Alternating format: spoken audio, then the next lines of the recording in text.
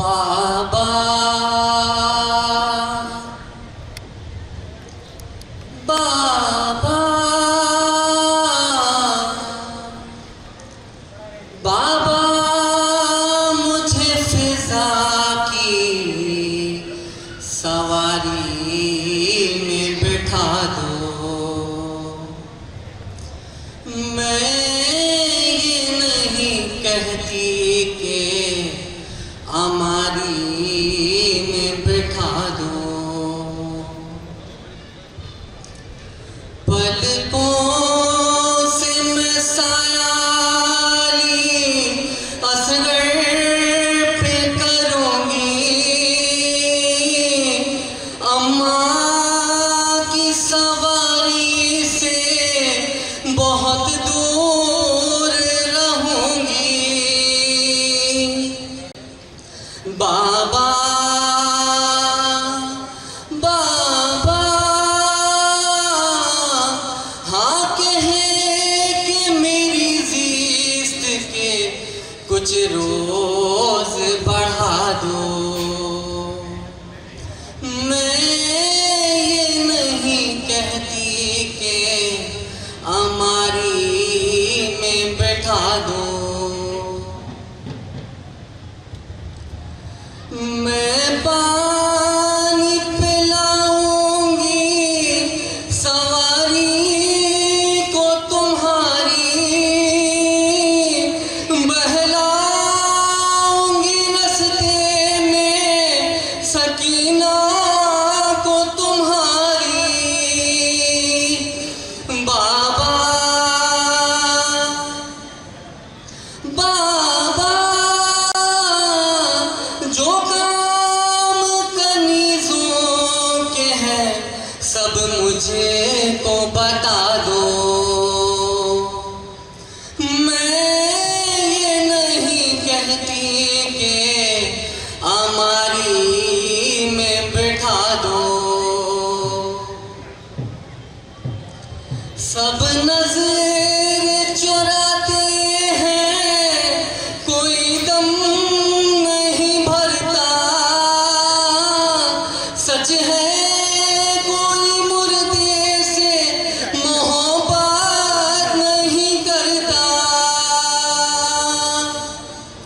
بابا بابا توقیر میری یہ ہے تو مرنے کی دعا دو، میں یہ نہیں کہتی کہ ہماری میں بٹھا دو، کیا گزر گی جب گھر سے چلے جائیں گے اکبر، کیسے مجھے ہر بات میں یاد آئیں گے اکبر، بابا بابا کب آئیں گے لینے مجھے بھیا یہ بتا دو، میں یہ نہیں کہتی کہ ہماری میں بٹھا دو، میں یہ نہیں کہتی کہ ہماری میں بٹھا دو، میں پانی پلاؤں گی سواری کو تمہاری، بہلاؤں گی رستے میں سکینہ کو تمہاری، بابا بابا جو کام کنیزوں کے ہیں سب مجھے کو بتا دو، میں یہ نہیں کہتی کہ ہماری دو میں یہ نہیں کہتی کہ ہماری میں بٹھا دو پلکوں سے میں سایہ اصغر پہ کروں گی اماں کی سواری سے بہت دور رہوں گی بابا بابا ہاں کہیں کہ میری زیست کے کچھ روز بڑھا دو میں یہ نہیں کہتی کہ ہماری میں بٹھا دو میں یہ نہیں کہتی کہ ہماری میں بٹھا دو ہاں اپنی محبت کا میں اظہار تو کر لوں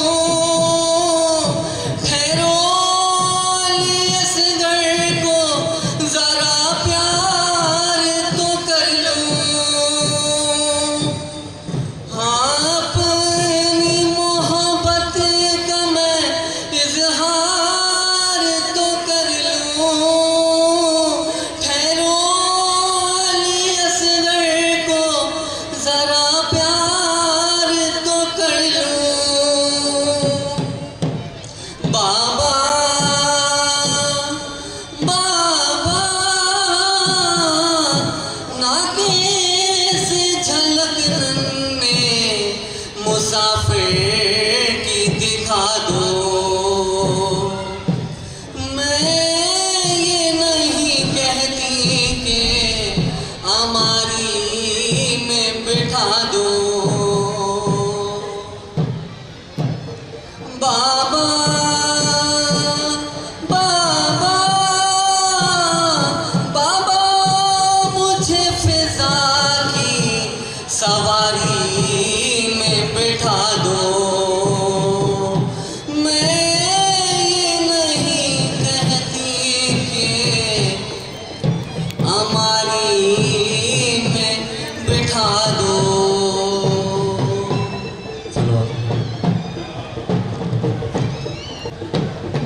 محمد وآل محمد صلی اللہ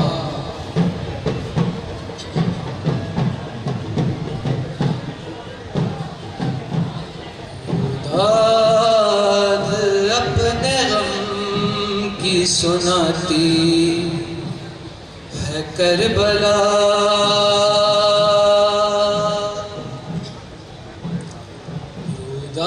داد اپنے غم کی سناتی ہے کربلا اے آخری حسین بلاتی ہے کربلا داد اپنے غم کی سناتی ہے کربلا اے آخری حسین بلاتی ہے کربلا خاموشی کیسے بھولے گی یہ ذوالفقار کی آتی ہے جب یاد غریب و دیار کی صحرا میں اب بھی خاک اڑاتی ہے کربلا اے آخری حسین بلاتی ہے کربلا کس طرح ٹکڑے قاسم و عباس کے ہوئے ارے کیسے حسین ابن علی زین سے گرے ایک ایک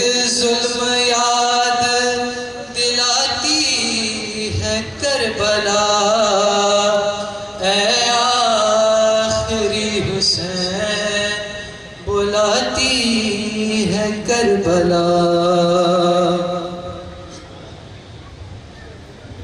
اور کروٹ بدل رہی ہے تیرے انتظار میں، صدیوں سے جاگتی ہے تیرے انتظار میں، اصغر کو روز نوری سناتی ہے کربلا، اے آخری حسین بلاتی ہے کربلا، روداد اپنے غم کی سناتی ہے کربلا، اے آخری حسین بلاتی ہے کربلا،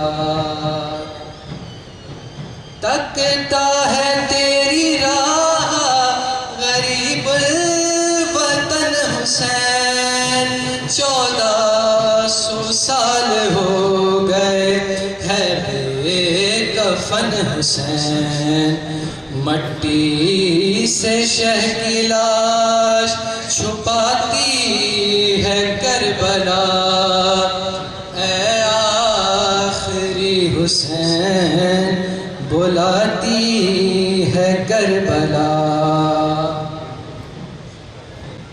تربت میں خون روتا ہے مولا ہر ایک پل، آواز دیتے جاتے ہیں اے لال العجل، زین اللبا کو یاد جو آتی ہے کربلا، اے آخری حسین بلاتی ہے کربلا، روداد اپنے غم کی سناتی ہے کربلا، اے آخری حسین بلاتی ہے کربلا،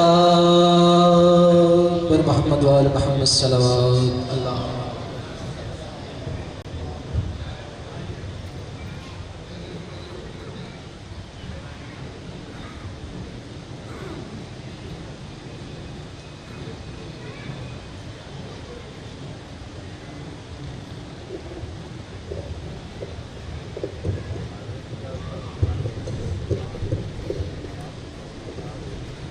بر محمد وآل محمد بلندتر صلوات۔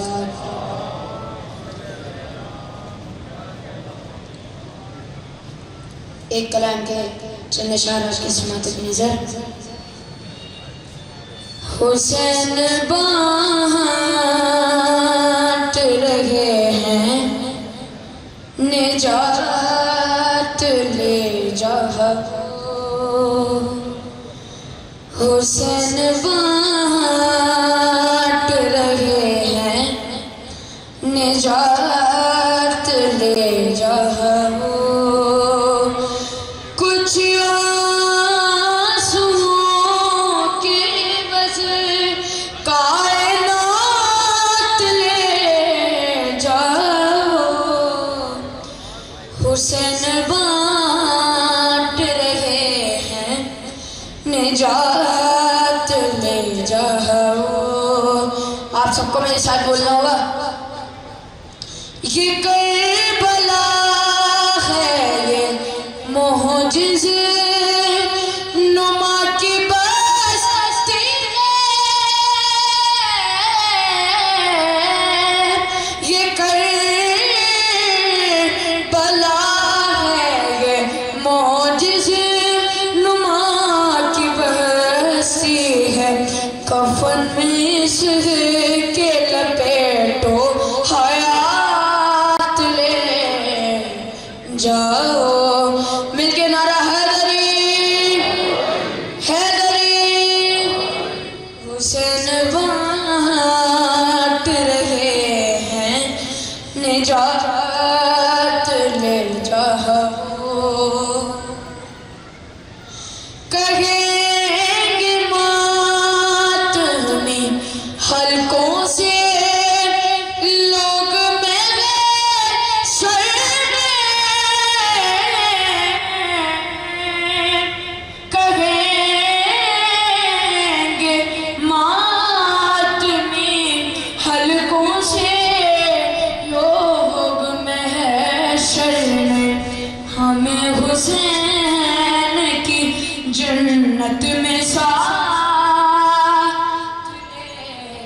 जाओ। अच्छा एक शेर पढ़ो, साथ देना होगा इसमें, शेर समाज करना है। ले जाओ कहेंगी फातिमा वक्ते ज़हूर मेहदी से, कहेंगी फातिमा वक्ते ज़हूर मेहदी से, लड़ाई के लिए गाज़ी को साथ ले जाओ। पीछे वाले ना बेदार वाले ना आगे वाले उन्हें साथ नहीं पढ़ते। हुसैन बांट रहे हैं निजात चाहो, कसम हुसैन की पुरसे में कम ही लगता है, कसम हुसैन के पुरसे में कम ही लगता है, बुलंद जितना भी मातम में हाथ ले जाओ। मोहम्मद वाल मोहम्मद में कर सलावत।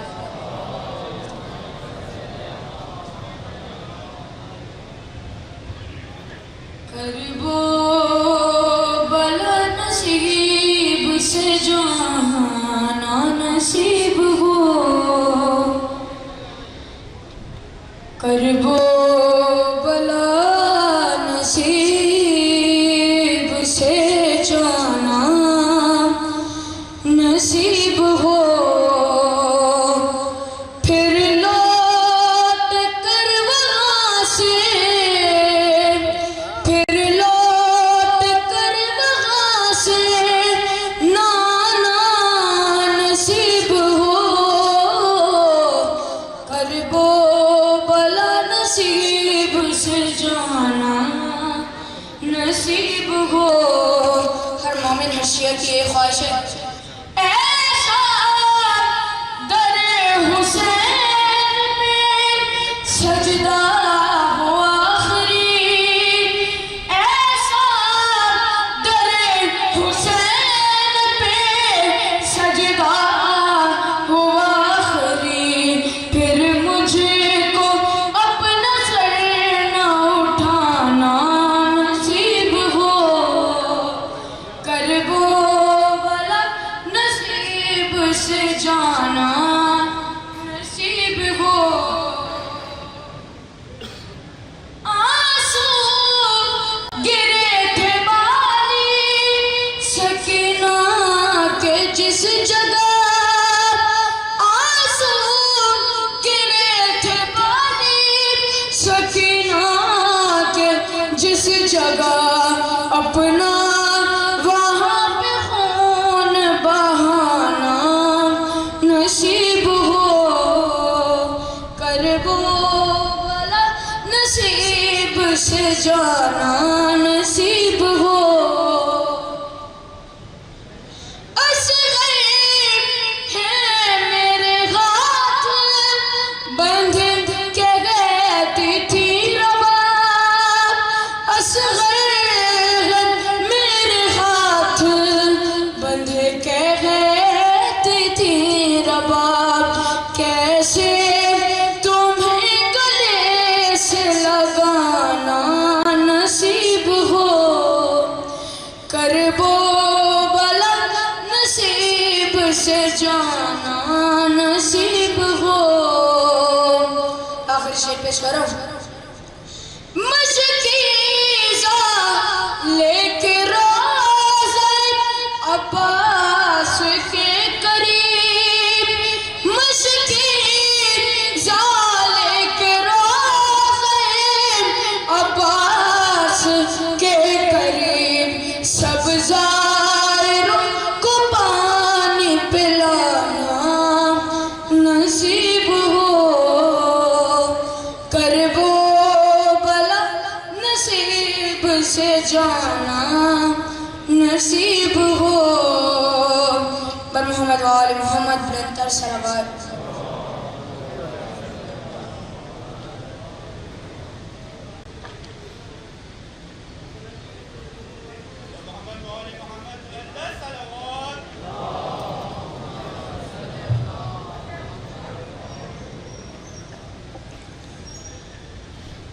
بر محمد و آل محمد صلوات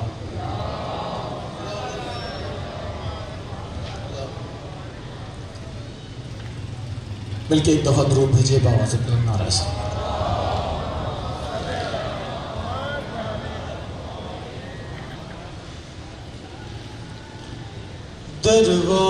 دروازہ حسین پہ سجدہ کیے بغیر دروازہ حسین پہ سجدہ کیے بغیر بنتا نہیں ولی کوئی ایسا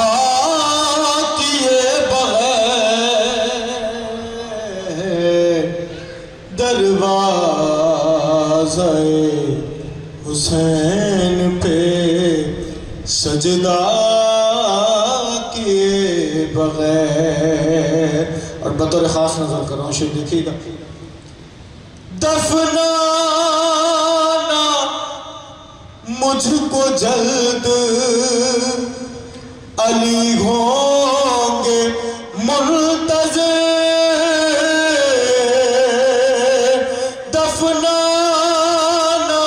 مجھ کو جلد علی ہوں گے منتظر اے لوگوں انتظار کسی کا کیے بغیر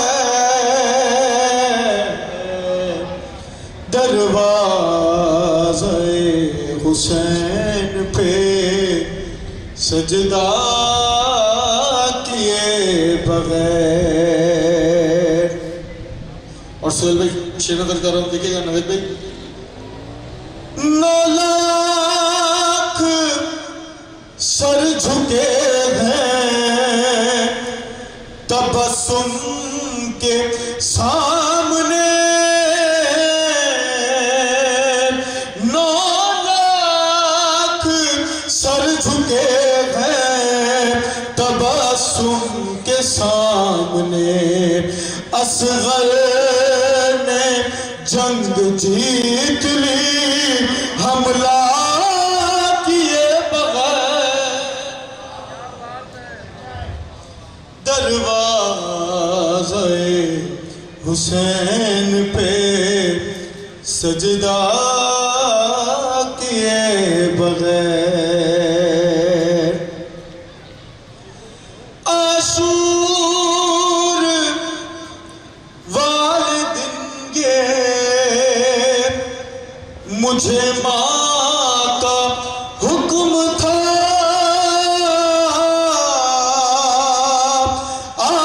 عاشور والدن کے مجھے ماں کا حکم تھا کہ گھر میں نہ آنا خون کا پرسا کیے بغیر دروازہ حسین پہ سجدہ کیے بغیر عباس وہ جریح ہیں جو میدان جنگ میں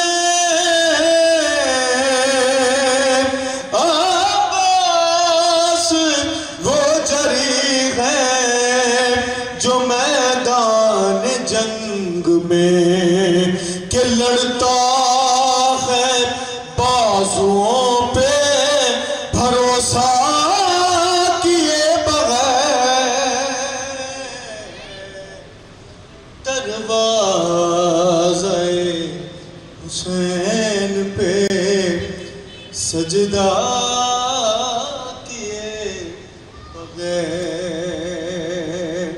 اور بطور خاص نظر کر رہا ہوں قائم نہ ذوالفقار رکھیں گے نعام میں قائم نہ ذوالفقار رکھیں گے نعام میں عباس کے کلیجے کو ٹھنڈا کیے بغیر دروازہ حسین پہ سجدہ کیے بغیر بر محمد والے محمد صلوات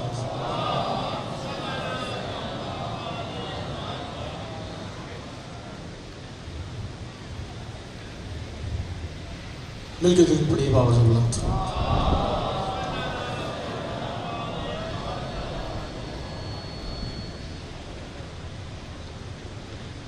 لوگوں یہ فضیلت ہے عباس کے نوکر کی. آپ سب مولا عباس کے نوکر تشریف فرمائے، آپ کی کیا فضیلت ہے پیش کروں دیکھیے کہ لوگوں یہ فضیلت ہے عباس کے نوکر کی، کہ لوگوں یہ فضیلت ہے عباس کے نوکر کی. دنیا پہ حکومت ہے عباس کے نوکر کی، دنیا پہ حکومت ہے عباس کے نوکر کی، کہ عباس کے نوکر کو پرواہ نہیں سانسوں کی. شعر سماعت فرمائیے کہ عباس کے نوکر کو پرواہ نہیں سانسوں کی، سانسوں کو ضرورت ہے عباس کے نوکر کی. لوگوں یہ فضیلت ہے عباس کے نوکر کی، کہ استاد کو یہ کہہ کر کاندھا دیا لوگوں نے. شہید استاد سید جعفر زیدی کو استاد کہا کرتے، شاعر نے کہا خوب لکھا کہ استاد کو یہ کہہ کر کاندھا دیا لوگوں نے، لگتا ہے یہ میت ہے عباس کے نوکر کی. مل کے نعرہ حیدری. لگتا ہے یہ میت ہے عباس کے نوکر کی، لوگوں یہ فضیلت ہے عباس کے نوکر کی. صلوات پر محمد و آل محمد.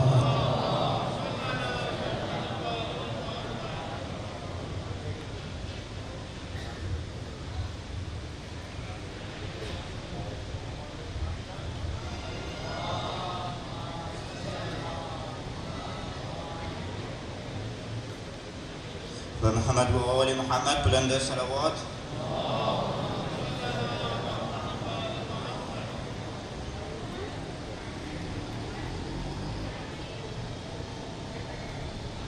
دو شعر پیش کر رہا ہوں جو ہمارے فروع دین میں ایک لازم پارٹ ہے، آپ سمجھ جائیں گے. محمد و آل محمد بلند صلوات.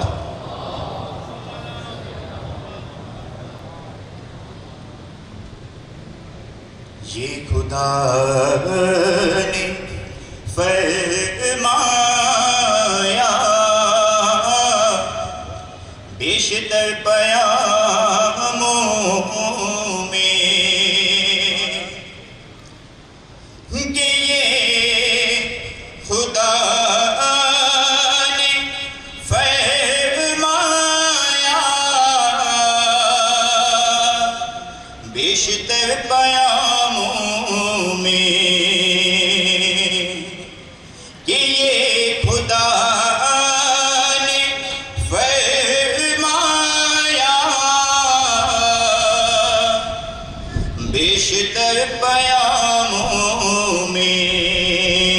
کیا فرمایا کہ جو ہے دشمنی زہرا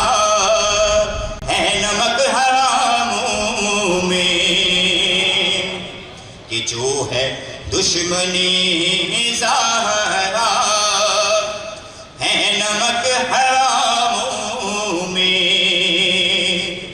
اور ان کا محشر میں کیا حال ہوگا کہ جل رہے ہو دوزخ میں، کر رہے ہو پچھتاوا، کہ جل رہے ہو دوزخ میں، کر رہے ہو پچھتاوا. تو ایک ندا آئے گی کہ بھائی اس طرح تو ہوتا ہے اس طرح کے کاموں میں، اس طرح تو ہوتا ہے اس طرح کے کاموں میں. محمد وآل محمد بلند صلوات.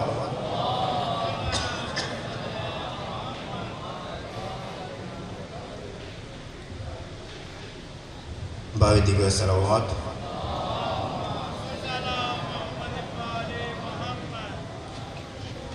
تمام مومنین جو یہاں پہ حاضرین محفل ہیں، سب سے گزارش ہے کہ جب بھی محفل کی مرکزی مجلس میں آئیں تو کیونکہ ایک وبا ایسی پھیلی بھی ہے جس سے ہم سب کو مل کے مقابلہ کرنا ہے، احتیاط بھی کرنی ہے، تو آپ سب سے گزارش ہے کہ پلیز SOPs کا آپ بھرپور خیال رکھیے. یہ انتظامیہ کی طرف سے بھی محفل ہے اور ایک مولائی کی طرف سے بھی محفل میسج ہے آپ لوگوں کی طرف. پر محمد وآل محمد بلند صلوات.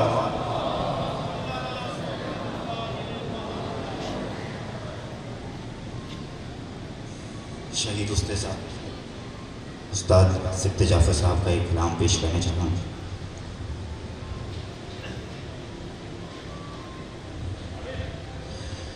اے جان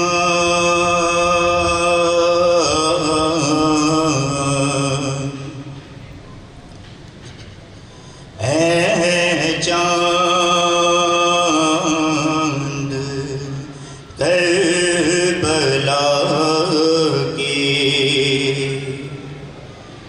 تو نے تو دیکھے ہوں گے، اترے تھے اس زمین پر عرش بری کے تارے. اے چاند کربلا کے تو نے تو دیکھے ہوں گے، اترے تھے اس زمین پر عرش بری کے تارے. اے چاند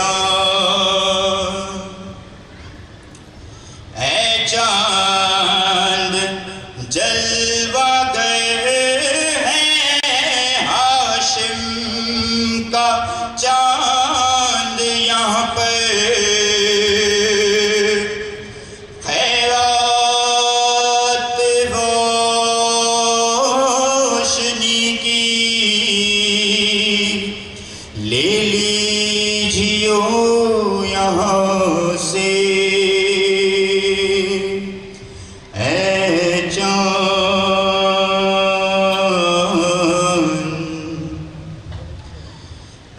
چاند اس زمین پر رکھیو ہمیشہ ٹھنڈک، سوتے جو ہیں یہاں پر زہرا کے ہیں یہ پیارے. اے چاند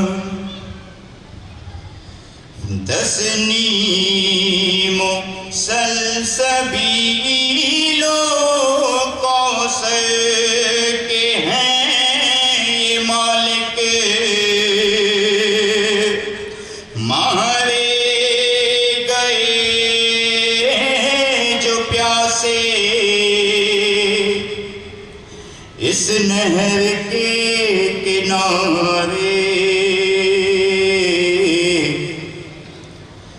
ہے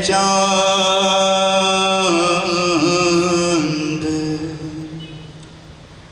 ہوئے اور حبیب جیسے جانباز اور احبا مارے گئے یہیں پر انصار شاہدی کے اے چاند مارے گئے یہیں پر بے دردیوں ستم سے مسلم کے دونوں پیارے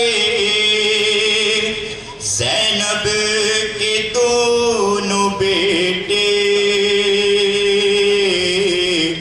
اے چاند کربلا کے پامال ہو رہی تھی قاسم کی لاش رن میں عباس اور سرور چنتے تھے ان کے ٹکڑے اے چاند بازو کٹے یہیں پر عباس با وفا کے اذن وغا نہ پایا پانی بھی لا نہ پائے اے چاند کربلا کے اس سرزمین پہ گزرا سرور پہ یہ بھی صدمہ سینے پہ کھائی برچھی ہم شکل مصطفیٰ نے اے چاند پانی پلانے لائق محل کا کو سرور کیا ملانے تیرے ستم لگا کے اے چاند کربلا کے گردن چھدی پسر کی بازو چھدا بدر کا دونوں تڑپ تڑپ گئے پیاسے جہاں سے گزرے اے چاند کربلا کے اس بن میں ایک بچی بابا کو ڈھونڈتی تھی بکھرے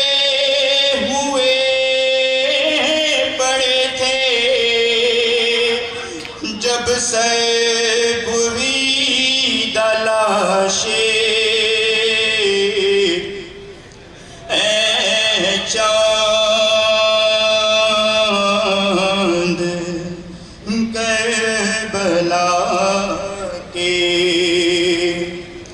دھونے تو دیکھے ہوں گے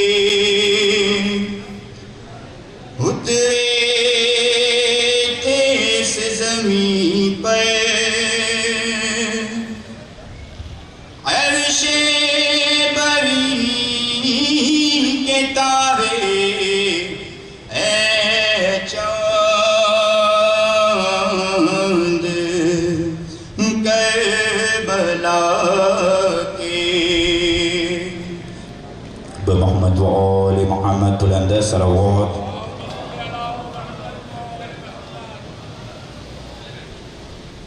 بعد دیگر صلوات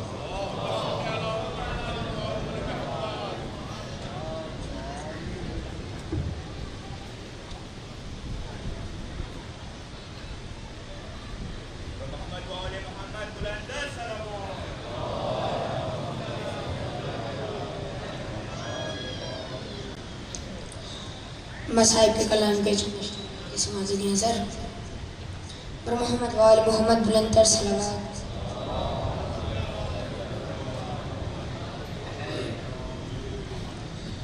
رہ گئی بیٹی علی کی غم اٹھانے کے لیے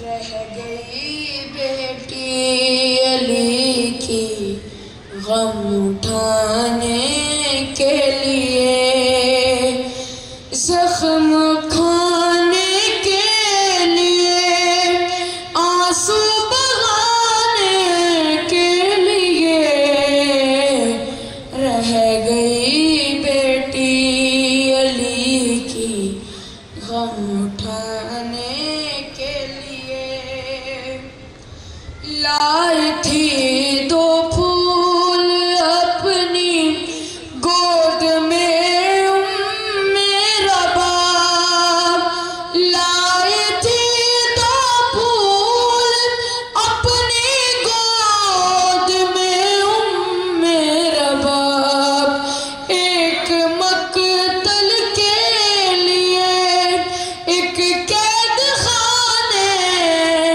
کے لیے رہ گئی بیٹی علی غم اٹھانے کے لیے آتے جاتے جس کو دیکھو ظلم کرتا ہے شدید آتے جاتے جس کو دیکھو ظلم کرتا ہے شدید پشت عابد رہ گئی ہے تازیانے کے لیے رہ گئی بیٹی علی کی غم اٹھانے کے لیے بارہا زینب گزری شام کے بازار سے بارہا زینب ہے گزری شام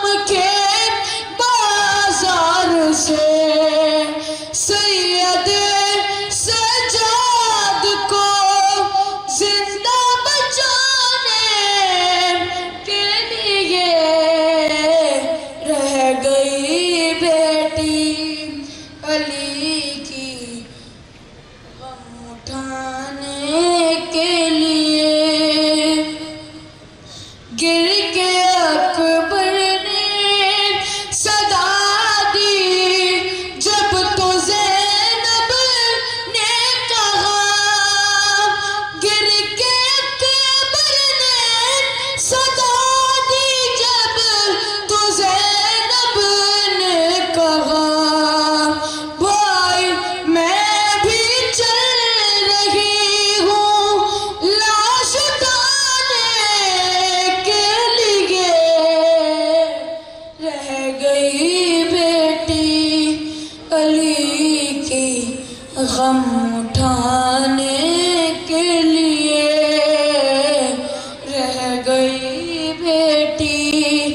علی کی غم اٹھانے کے لیے، زخم کھانے کے لیے، آنسو بہانے کے لیے، رہ گئی بیٹی علی کی غم اٹھانے کے لیے۔ پر محمد وآل محمد بلند تر صلوات۔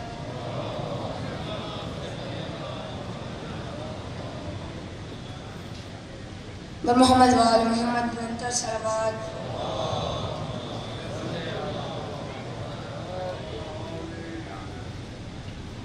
تیری زہرا کو زمانے نے ستایا بابا، تیری زہرا کو زمانے نے ستایا بابا، تیرے فرمان کو لوگوں نے بھلایا بابا۔ پر محمد وآل محمد بلند تر صلوات۔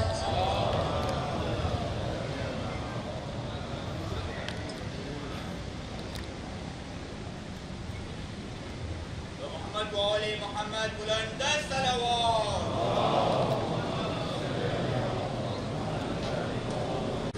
مرحوم مومنین و مومنات، خصوصیت کے ساتھ ممبر کی خدمت کرنے والے حضرت آیت اللہ العظمیٰ علامہ سید علی نقی صاحب، علامہ رشید ترابی، علامہ اظہر حسن زیدی، علامہ طالب جوہری، علامہ ذیشان حیدر جوادی اور دیگر تمام مرحوم ذاکرین کو، خطباء کو، سلام گزاروں کو اور شہزاد کی کسی طرح سے بھی خدمت کرنے والوں کو یاد کرتے ہوئے سورہ فاتحہ۔ بسم اللہ الرحمن الرحیم، الحمد للہ رب العالمین الرحمن الرحیم مالک یوم الدین، ایاک نعبد و ایاک نستعین، اہدنا الصراط المستقیم صراط الذین انعمت علیہم غیر المغضوب علیہم ولا الضالین برحمتک یا ارحم الراحمین۔ صلوات علی محمد و آل محمد۔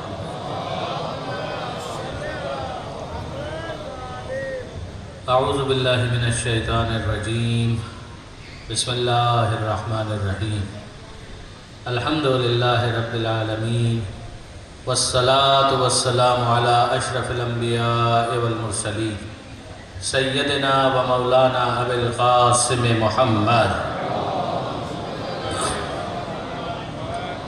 و اہل بیتہ الطیبین الطاہرین المعصومین المظلومین المنتجبین المنتخبین المیامین، لا سیما علی الامام المنتظر والحجة الثانی عشر الذین اذهب اللہ عنہم الرجس وطہرہم تطہیرا۔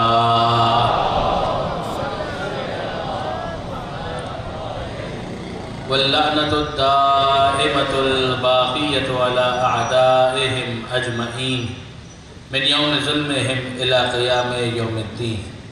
اما بعد، وقد قال اللہ سبحانہ وتعالی فی القرآن الحکیم، بسم اللہ الرحمن الرحیم، وَلَنَبْلُوَنَّكُمْ بِشَيْءٍ مِّنَ الْخَوْفِ وَالْجُوعِ وَنَقْصٍ مِّنَ الْأَمْوَالِ وَالْأَنفُسِ وَالثَّمَرَاتِ وَبَشِّرِ الصَّابِرِينَ الَّذِينَ إِذَا أَصَابَتْهُمْ مُصِيبَةٌ قَالُوا إِنَّا لِلَّهِ وَإِنَّا إِلَيْهِ رَاجِعُونَ۔ صلوات علی محمد وآلہ۔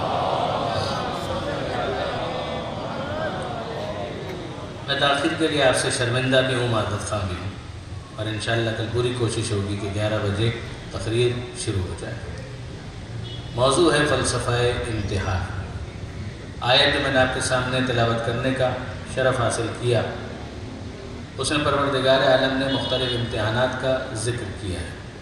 کل انشاءاللہ اس آیت کے ترجمے اور تشریح پر بات ہوگی، مگر ایک بنیادی سوال جو ذہن میں آتا ہے وہ یہ کہ امتحان لیا کیوں جاتا ہے؟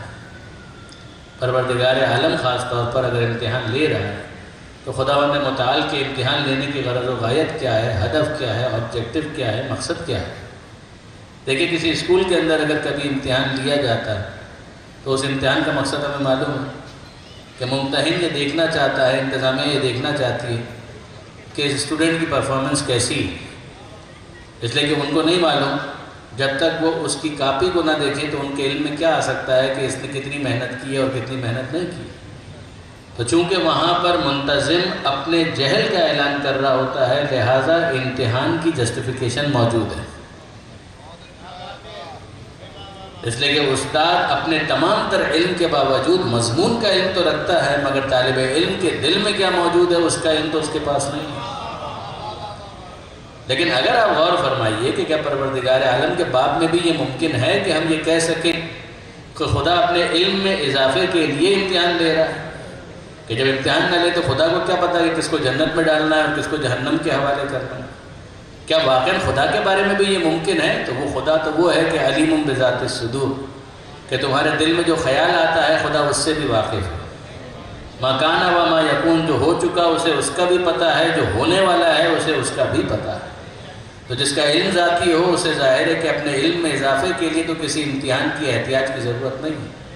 تو پھر اس کے بعد اس علم کا جب معاملہ منفی ہو گیا کہ وہ تو پہلے سے ہی موجود ہے، تو پھر پروردگار عالم کا امتحان لینے کا کیا مقصد ہو سکتا ہے؟ دیکھیے برادران عزیز، سوال تو بنتا ہے. انصاف کی بات یہ ہے کہ یہ سوال بڑا جسٹیفائڈ ہے، ویلڈ ہے. بزرگان ہو سکتا ہے مروت میں یہ سوال نہ کریں، مگر بچوں اور نوجوانوں کے ذہن میں تو یہ سوال آئے گا. اور ہم صرف ڈانٹ کے تو خاموش نہیں کر سکتے، اس لیے کہ ڈانٹ کر اگر خاموش کر بھی دیا تو وہ خاموش تو ہو جائیں گے، مگر دل میں موجود خلش تو دور نہیں ہوگی. کہ کیا پروردگار عالم کا معاملہ بھی ہماری اسکول کی انتظامیہ جیسا ہے؟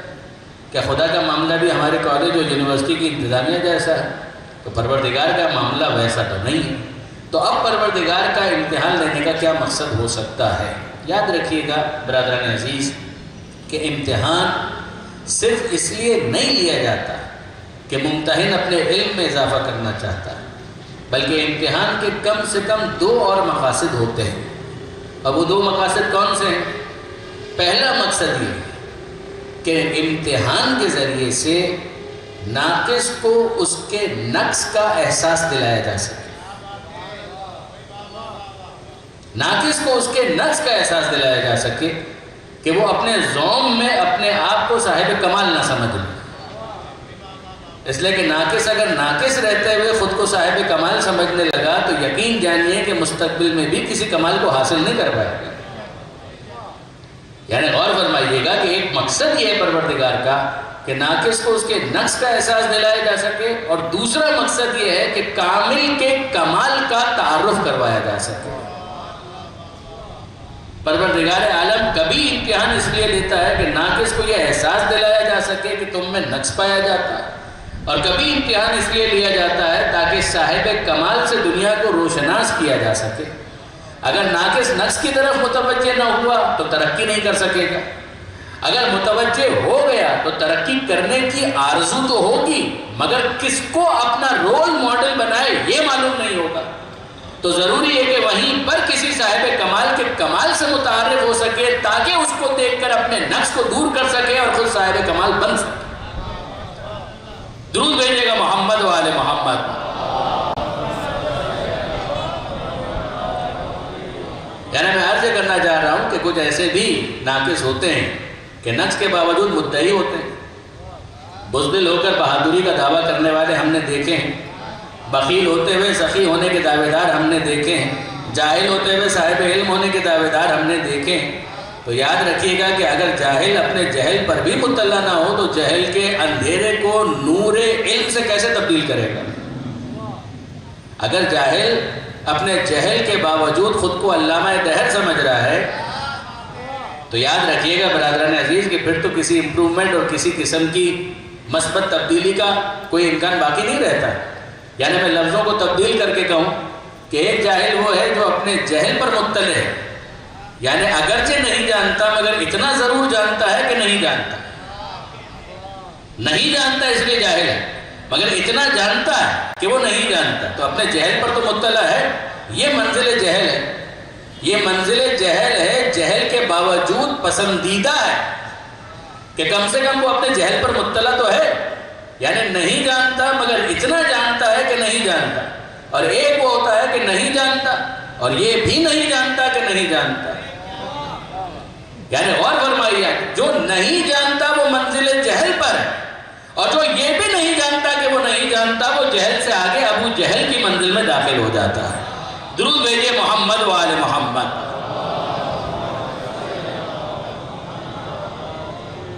یعنی اب برادران عزیز میں 2 مثالیں آپ کی خدمت میں عرض کروں تاکہ اپنی بات کو آگے بڑھا سکوں. اور یہ جناب آیت اللہ العظمیٰ علامہ سید علی نقی صاحب کی بیان کردہ مثالیں. انصاف یہ ہے کہ ان کا ذکر ہو. انہوں نے اس کانسیپٹ کو سمجھانے کے لیے 2 مثالیں دی اور دونوں مثالیں بہت حسین اور خوبصورت اور جاذب اٹریکٹیو یعنی دل کو چھو جانے. میں نے آپ سے گزارش کی کہ کبھی امتحان اس لیے ہوتا ہے کہ ناقص کو اس کے نقص کا احساس دلایا جا سکے اور کبھی اس لیے ہوتا ہے امتحان کہ صاحب کمال کے کمال سے دنیا کو روشناس کرایا جا سکے. یہی گزارش کی. اب ذرا مثال سنیں. ایک شخص ہے وہ گیا سونار کے پاس جوہری جیولر شاپ اور وہاں پر وہ گیا اپنا سونا بیچنے کے لیے کہ جناب یہ ہمارے پاس سونے کا سیٹ ہے ذرا اس کے دام لگائیے.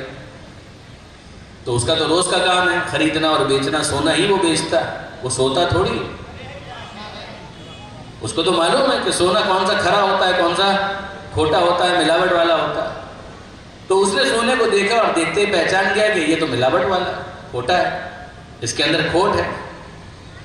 تو اس نے اس کے دام جو لگائے وہ بیچنے والے کو کم محسوس ہوئے. جب کم محسوس ہوئے تو اس نے شکوہ کیا. اس نے کہا کہ جناب یہ جو آپ دام لگا رہے ہیں تو بہت کم ہے میرا سونا ایسا اور میرا سونا ویسا. تو اس نے مسکرا کر کسوٹی نکالی. اب آپ مجھے بتائیے یہ کسوٹی وہ کیوں نکال رہا ہے؟ سونے کو پرکھے گا مگر یہ پرکھ یہ جانچ کیا وہ اپنے علم میں اضافے کے لیے کر رہا ہے؟ وہ اپنے علم میں اضافے کے لیے کسوٹی نہیں نکال رہا. اسے تو معلوم ہے دیکھتے ہی وہ سمجھ گیا کہ یہ سونا کھرا نہیں ہے اس میں ملاوٹ ہے. مگر یہ کسوٹی اس نے اپنے لیے نہیں نکالی ہے جو بیچنے کے لیے آیا ہے اس کے لیے نکالی ہے تاکہ اسے پتا چل سکے کہ وہ کتنے پانی میں ہے اور یہ بھی پتا چل سکے کہ سونے پر کتنا پانی چڑھایا ہوا ہے. آپ نے غور فرمایا برادران عزیز؟ تو اس کا یہ کسوٹی نکالنا اپنے لیے نہیں. ایک دفعہ کسوٹی نکال لی اور سونے کو پرکھا اور پرکھنے کے بعد دکھا دیا کہ دیکھ لیجیے یہ ہے آپ کا سونا. یہ ہے وہ چیز جو بنام سونا آپ میرے پاس بیچنے کے لیے لائے تھے. تو اب اگر وہ کم قیمت لگائے گا تو بیچنے والے کو شکوہ نہیں رہے گا کہ ہاں ٹھیک ہے جناب جو قیمت بنتی ہے وہی لگائی گئی ہے. غور فرمایا آپ نے؟ اب اسی مثال کو ادر وے راؤنڈ لے آئیے. دوسری طرف سے آئیے اور وہ کیا کہ کوئی صاحب گئے سونا خریدنے کے لیے اور سونار کے پاس جا کر جیولر شاپ پر جا کر اس نے کہا کہ صاحب میں ایک سونا خریدنا چاہتا ہوں ایک سیٹ بنوانا چاہتا ہوں ہار بنوانا چاہتا ہوں میں خریدنا چاہتا ہوں ذرا دکھائیے اور مجھے خالص سونا چاہیے میں خالص سونے کا طلبگار ہوں. تو دکاندار اس کا تو روز کا کام ہے تو اس نے خالص سونے کا بنا ہوا ایک سیٹ سامنے لا کر رکھ دیا اور جب قیمت بتائی تو اب تو یہ خریدار ہے تو اب ان کو قیمت زیادہ لگ رہی ہے. تو انہوں نے مشکوک نظروں سے اس سونے کو دیکھنا شروع کیا کہ پتہ نہیں خالص ہے بھی نہیں خراب ہے کہ نہیں ہے صحیح ہے یا نہیں ہے ملاوٹ والا ہے یا نہیں ہے. تو جیسے ہی اس سونار نے مشکوک نظروں کو مشاہدہ کیا تو پھر کسوٹی نکالی. ایک مرتبہ پھر یہ کسوٹی وہ اپنے علم میں اضافے کے لیے نہیں نکالی. یہ کسوٹی اب جو نکالی گئی ہے وہ کس لیے تاکہ جو خریدار ہے اس کا اطمینان کروایا جا سکے کہ جناب جو میں آپ کو بیچ رہا ہوں وہ کھرا سونا ہے ملاوٹ والا نہیں ہے. آپ نے غور فرمایا؟ اور اب جب واقعاً کسوٹی کے اوپر اس کو پرکھ لیا گیا اور جو خریدار تھا وہ مطمئن ہو گیا تو اب اگر وہ اونچی قیمت مانگے گا تو یہ برا نہیں مانگے گا. وہ کہے گا کہ ہاں جناب صحیح بات ہے کہ قیمت تو اب اس کی اتنی ہی ہونی چاہیے جب سونا کھرا ہے تو قیمت بھی زیادہ ہونی چاہیے. یہ بات اگر آپ کے لیے واضح ہو گئی تو برادران عزیز درود بھیجیے محمد و آل محمد.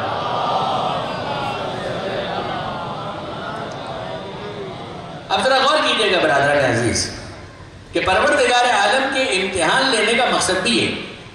وہ اپنے علم میں اضافہ نہیں کرنا چاہتا اس کے علم میں تو سب کچھ ہے مگر کبھی وہ ناقص نفوس کو نقص کا احساس دلوانا چاہتا اور کبھی صاحبان کمال کے کمال کا تعارف کروانا چاہتا. یہی بنیادی پوسٹولیٹ تھا یہی بنیادی اسٹیٹمنٹ تھا. اب ذرا آگے بڑھیے. اگر ہر جنگ میں پیغمبر اکرم کو آسانی سے فتح حاصل ہو جایا کرتی تو آپ انصاف سے مجھے بتائیے جتنے مجاہدین اسلام ہیں وہ ایک درجے کے بہادر ہوتے؟ اگر ہر غزوے میں ہر جنگ میں آسانی کے ساتھ فتح مل جائے گا، کسی قسم کی زحمت ہی نہ ہو، کوئی مشکل ہی نہ ہو، کوئی پریشانی ہی نہ ہو، تو دعوے کی حد تک تو سبھی بہادر ہیں۔ تو غور فرمائیے گا کہ ضروری ہے کہ امتحان ہو، اور اس امتحان کے نتیجے میں جو ثابت قدم بہادر شجاعان لشکر پیغمبر ہے وہ نکھر کر سامنے آ سکتا۔ تو آزمائی جب ہوگی تو کیا ہوگا؟ مثلا کبھی یہ ہوگا کہ 100 افراد تھے میدان میں، 50 ثابت قدم رہے، 50 چلے گئے۔ اب جو بھی بشری کمزوریاں رہی ہوں، لیکن بہرحال وہ ٹک نہ سکے، وہ رہ نہ سکے، تو وہ چلے گئے۔ قرآن مجید نے اس کا ذکر بھی کیا ہے سورہ آل عمران میں اور دیگر مقامات پر، پروردگار عالم نے اس پر گفتگو فرمائی ہے۔ لیکن میں عرض کرنا چاہ رہا ہوں کہ ذرا غور کیجئے کہ وہ 50 تو چلے گئے، 50 موجود ہیں، تو اتنا تو سمجھ میں آ گیا کہ ان 50 کے مقابلے میں یہ 50 ثابت قدم تھے۔ تو صاحبان کمال کا تعارف بھی ہو گیا اور ناقص کو اس کے نقص کا پتہ بھی چل گیا۔ غور فرمایا برادران عزیز آپ نے؟ لیکن اگر پروردگار کا منشا یہ ہے کہ بھئی 50 تو نکھر کر سامنے آ گئے، مگر ان 50 میں سے بھی جو نمایاں افراد ہیں وہ کھل کر سامنے آ جائیں، تو اس کا مطلب یہ ہے کہ امتحان کی سختی میں مزید اضافہ ہونا چاہیے۔ اور مزید جب امتحان میں اضافہ ہوا تو مثلا 25 رہ گئے، تو پتہ چلا کہ جو 75 تھے ان میں وہ ثبات قدم نہیں تھا، ان 25 میں ثبات قدم موجود ہے۔ لیکن اب مجھے بتائیے کہ منشاء پروردگار اگر یہ ہے کہ اس ترتیب کو اسی طرح سے قائم رکھا جائے یہاں تک کہ وہ ایک بہادر نکھر کر سامنے آ جائے، تو پھر یہ ہوگا نا کہ معاملہ کبھی اتنا سخت ہو جائے کہ سب چلے جائیں اور وہ ایک فرد فرید شخص وحید باقی رہ جائے، اور وہ اتنا نمایاں ہو جائے کہ کسی اور کو نہیں، فرشتے کو کلمہ پڑھنا پڑے کہ لا فتح الا علی لا سیف الا ذوالفقار۔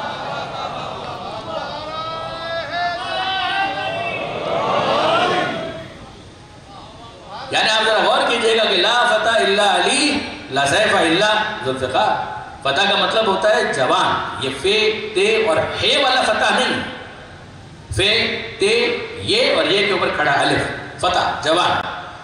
لا فتح الا علی لا سیف الا ذوالفقار۔ ایک مرتبہ پھر حضرت علامہ سید علی نقوی صاحب یاد آئے، وہ بہت اچھوتے انداز میں اس پر تبصرہ فرمایا کرتے تھے۔ وہ کہتے تھے کہ بھائی معلوم یہ ہوتا ہے کہ ملک ہے، فرشتہ ہے، ظاہر ہے کہ فرشتے کو علم نحو عربی کی کتابیں تو نہیں پڑھائی جاتی، اب ظاہر ہے کہ اس کا تو مسئلہ یہ ہے کہ اس کو تو عربی اس انداز سے تو نہیں پڑھائی جاتی، تو اس نے ایک ترکیب یاد رکھ لی جو اس کے سامنے بہت زیادہ بیان کی جاتی ہے۔ اب جو کچھ بھی بیان کرنا ہوتا ہے گویا اس کے انداز سے بیان کر دیتا ہے۔ وہ ترکیب کیا ہے کہ لا الہ الا اللہ، اس کو تو یہ کلمہ اتنا پسند آ گیا کہ اللہ کے سوا کوئی معبود نہیں ہے، تو وہ اسی ترکیب میں جو کچھ بیان کرنا ہو عام طور پر اسی طرح سے بیان کرتا ہے۔ توحید کا بیان ہو تو کہتا ہے لا الہ الا اللہ، اور اگر کسی کے لا فتح ہونے کا اعلان کرنا ہو تو کہتا ہے لا فتح الا علی لا سیف الا ذوالفقار۔ درود بھیجیے گا محمد و آل محمد۔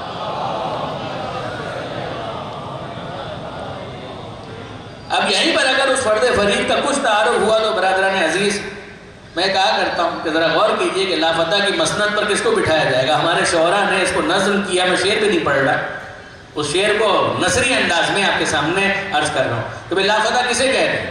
کون ہوتا ہے لا فتح کی مسند پر؟ یعنی وہ کہ جس کے لیے یہ پورا کلمہ آ جائے لا فتح الا علی، اسے شارٹ کر کے کہا جائے گا تو یہ کہا جائے گا لا فتح حقہ کے بنائے لا الہ است حسین، تو وہاں پر پورا کلمہ مراد ہے لا الہ الا اللہ، پس بنائے لا الہ گردید اس، اقبال نے بھی کہا، تو وہاں پر بھی لا الہ، مگر مقصود تو پورا کلمہ ہے نا۔ تو یہاں پر عام طور پر کہا جاتا ہے شاہ لا فتح، لا فتح، تو لا فتح کون ہوتا ہے جو لا فتح کی مسند پر ہو؟ یہ آپ کے ذوق سے بہت قریب ہو کر عرض کر رہا ہوں برادران عزیز کہ غور کیجئے گا، لا فتح کون ہوتا ہے؟ جو میدان میں کبھی لا فتح نہ ہو وہی لا فتح ہوا کرتا ہے۔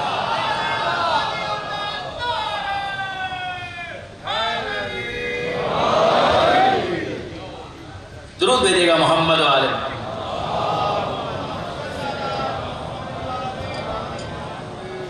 غور فرمایا برادران عزیز آپ نے، تو یہ معاملہ تو ہے اس طریقے سے۔ عرض کر رہا تھا کہ جو اب تک میں نے گزارش کی اس کا خلاصہ ہی کہ پروردگار عالم صاحب کمال کے کمال کا تعارف کروانے کے لیے اس کا امتحان لیتا ہے. یہ پروردگار کا مزاج ہے، یہ پروردگار کا انداز ہے. تو اب ہمارے سامنے ایک حدیث بھی ہے کہ اشد الناس بلاءً الانبیاء ثم الاولیاء فالامثل والامثل، کہ امتحانوں میں سختر امتحان ہوتا ہے انبیاء کا، اولیاء کا، پھر جو جتنا خدا سے مقرب. تو اس کا مطلب یہ ہے کہ جیسے جیسے رتبہ بڑھے گا ویسے ویسے امتحان بھی سختر ہوتا چلا جائے گا. جن کے رتبے ہیں سوا ان کو سوا مشکل ہے. شاعر نے بھی یہ کہا کہ جن کے رتبے ہیں سوا ان کو سوا مشکل ہے. اور انصاف کی بات یہ ہے کہ یہ بات تو بالکل مشاہدے کی ہے. غور فرمائیے کہ کلاس 1 میں جو امتحان ہوگا کلاس 5 میں اس سے بڑھ کر ہی ہوگا، اور جو کلاس 10 میں ہوگا اس کا امتحان اور زیادہ سخت ہوگا. جو اسکول والے کا امتحان ہوگا، کالج والے کا امتحان اس سے زیادہ ہوگا. جو یونیورسٹی والا ہے اس کا امتحان اور زیادہ سخت ہوگا. غور فرمایا آپ نے؟ تو ہم دیکھ رہے ہیں کہ جیسے جیسے رتبہ بڑھتا ہے ویسے ویسے امتحان سختر ہوتا چلا جاتا ہے. قرآن میں بھی ایک لَتَرْكَبُنَّ طَبَقًا عَنْ طَبَقٍ، ایک کے بعد دوسرا مرحلہ، ایک کے بعد دوسرا طبقہ تمہارا منتظر ہے کہ جس میں تمہیں داخل ہونا ہے. غور فرمایا برادران عزیزہ؟ تو اس کا مطلب یہ ہے کہ رتبہ بڑھے گا تو پروردگار کا امتحان بھی بڑھے گا، تاکہ اس کے ذریعے سے کمال سے دوسرے افراد آشنا ہوتے چلے جائیں کہ یہ صاحب کمال ہے. تو اب ہمارے سامنے منطق کی اصطلاح میں استدلال کے 2 طریقے. پریشان مت ہوئیے گا، 2 اصطلاحات میں استعمال کروں گا. برہان کہتے ہیں دلیل کو. علم منطق کے اندر دلیل اور برہان اور ان ساری چیزوں پر گفتگو ہوتی ہے. تو برہان کہتے ہیں دلیل. قرآن مجید میں بھی یہ لفظ استعمال ہوا، ہاتھو برہانکم ان کنتم صادقین. اگر سچے ہو تو لڑنے کی کیا ضرورت ہے؟ برہان لے کر آؤ، دلیل لے کر آؤ. اگر کوئی آرگومنٹ ہے تو اس کو پریزنٹ کرو، اپنی دلیل کو اسٹیبلش کرو. ضرورت کیا ہے؟ لڑنے کی کیا ضرورت ہے؟ دست و گریباں ہونے کی کیا ضرورت ہے؟ غور فرمایا آپ نے؟ یہ قرآن مجید کا مزاج ہے. تو برہان کہتے ہیں دلیل کو، آرگومنٹ کو. منطق میں یہ کہا جاتا ہے، یہ علم منطق کی میں بات کر رہا ہوں جس کے مؤسس ارسطو کہے جاتے ہیں. تو اس کے اندر کہا جاتا ہے جناب برہان کی 2 قسمیں ہیں. ایک ہے برہان انی اور دوسرے ہے برہان لمی. آپ پریشان تو نہیں ہوئے؟ برہان انی لمی نہیں، میں اس کی تفصیل میں نہیں جاؤں گا، لیکن صرف سمجھانے کے لیے عرض کر رہا ہوں. برہان انی اور برہان لمی نہیں، یہ املی نہیں ہے، یہ املی نہیں ہے، لمی. برہان انی اور برہان لمی. آسان الفاظ میں ایک ہے سبب اور ایک ہے اثر، کاز اور ایفیکٹ. تو کبھی کاز سے ایفیکٹ پر استدلال کیا جاتا ہے اور کبھی ایفیکٹ سے کاز پر استدلال کیا جاتا ہے. کبھی سبب سے اثر پر دلیل قائم کی جاتی ہے اور کبھی دلیل سے سبب پر اثر پر، اثر کے ذریعے سبب پر دلیل قائم کی جاتی ہے. میں مثال آپ کی خدمت میں عرض کروں. آپ نے دھوئیں کو دیکھا، آگ کو نہیں دیکھا، مگر یہ کہا جاتا ہے there cannot be smoke without fire، کہ آگ کے بغیر تو دھواں نہیں اٹھ رہا. تو نظر تو دھواں آ رہا ہے، مگر آپ نے اثر کو دیکھا اور دلیل قائم کی سبب پر کہ جناب جب آگ نظر نہیں بھی آ رہی لیکن دھواں تو دکھ رہا ہے، تو اس کا مطلب کہیں نہ کہیں آگ لگی ہوئی. اور فرض کیجئے کہ کہیں پر آگ لگانے کی تیاری ہو رہی ہو تو دمے کے مریض ہیں وہ وہاں سے جانے کی تیاری کرتے ہیں. تو کیوں؟ لیکن آگ لگ رہی ہے تو آگ ہی تو لگ رہی ہے، آپ کو کیا مسئلہ ہے؟ کہ دھواں میرے لیے نقصان دہ ہے. کہ ابھی تو آگ کی بات ہو رہی ہے، دھوئیں کو آپ نے کیسے جج کر لیا؟ کہا کہ جب آگ ہے تو دھواں تو اٹھے گا. غور فرمایا آپ نے؟ یعنی اس کی مثالیں تو میں بہت ساری دے سکتا ہوں کہ ذکر علی آئے گا تو چہرے پر مسکراہٹ تو آئے گی، اور اگر منافق ہے تو ذکر علی آئے گا تو چہرہ ہوا ہو جائے گا. اور بالکل اسی طریقے سے محرم آئے گا تو مجلس تو ہوگی. محرم آئے گا تو فرش ادا تو بچھے گا، اور محرم آئے گا تو ادادار فرش ادا پر تو آئیں گے. درود بھیجیے محمد و آل محمد.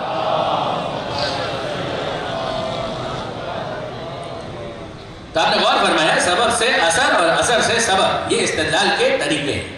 اچھا، اور اس کی آسان سی مثال کیا ہے؟ آسان سی مثال یہ ہے کہ بھائی آپ نے سادہ پانی لے جا کر فریج میں رکھ دیا، تو کسی نے دیکھا اور کہا فریج میں رکھ رہے ہو تو ہاں ٹھیک ہے 1 گھنٹے کے بعد یہ ٹھنڈا ہو جائے. تو آپ نے کیسے جج کیا کہ صاحب فریج سبب ہے، ٹھنڈک کریٹ کرتا ہے، خنکی پیدا کرتا ہے. تو اس کا مطلب یہ ہے کہ کچھ خنکی پیدا ہوگی اور 1 گھنٹے کے بعد زیادہ ہو جائے گی تو یہ ٹھنڈا ہو جائے گا. تو سبب سے اثر کے اوپر آپ نے ایک دلیل، ایک استدلال قائم کیا. آپ نے فریج کو نہیں دیکھا لیکن آپ کے سامنے کسی نے ٹھنڈا پانی لا کر رکھ دیا. آپ نے کہا اتنا ٹھنڈا، کتنی دیر سے اس کو فریج میں رکھا ہوا تھا؟ تو کہ آپ کو کیسے پتا کہ فریج میں رکھا تھا؟ کہ جدید دنیا کے اندر یہی ہوتا ہے، پانی ٹھنڈا کرنے کے لیے فریج میں یا ڈسپینسر میں رکھا جاتا ہے. تو ہم سمجھ گئے کہ جناب وہاں سے یہ پانی آیا ہے، اتنی ٹھنڈک اس کی بتا رہی ہے کہ یہ پانی وہاں سے آیا ہے. تو غور فرمائیے گا برادران عزیز کہ یہ اگر استدلال کا طریقہ کار واضح ہو گیا تو اب آئیے جو میں آپ کے سامنے تھیسس عرض کر رہا تھا وہ کیا تھا کہ اگر کمال زیادہ ہے، مرتبہ زیادہ ہے تو پھر امتحان بھی زیادہ ہوگا. اس کا مطلب یہ ہوا کہ کمال سبب امتحان ہے، امتحان وہ اثر ہے کہ جو کمال کے سبب کے ماتحت ہے. جتنا کمال بڑھتا جائے گا تو امتحان کم نہیں ہوگا، امتحان بڑھتا چلا جائے گا. ڈائریکٹلی پروپورشنل ہے، راست متناسب. اور فرمایا برادران عزیز آپ نے. اب ذرا آگے چلیے میرے ساتھ، دیکھیے برادران عزیز اگر یہ بات واضح ہوئی تو اب دو طریقے ہیں. ایک طریقہ کار یہ ہے کہ پہلے ہم کمال کی فہرست مرتب کریں کہ کمال کہتے کس کو ہے، پھر اس کے بعد وہ سارے کمالات ڈھونڈیں کس انسان میں. پھر اگر ہمیں نہ بھی پتا ہو تو ہم خود سے سمجھ جائیں گے کہ اگر سارے کمال اس میں زیادہ ہیں تو امتحان بھی اس کا زیادہ ہوا ہوگا.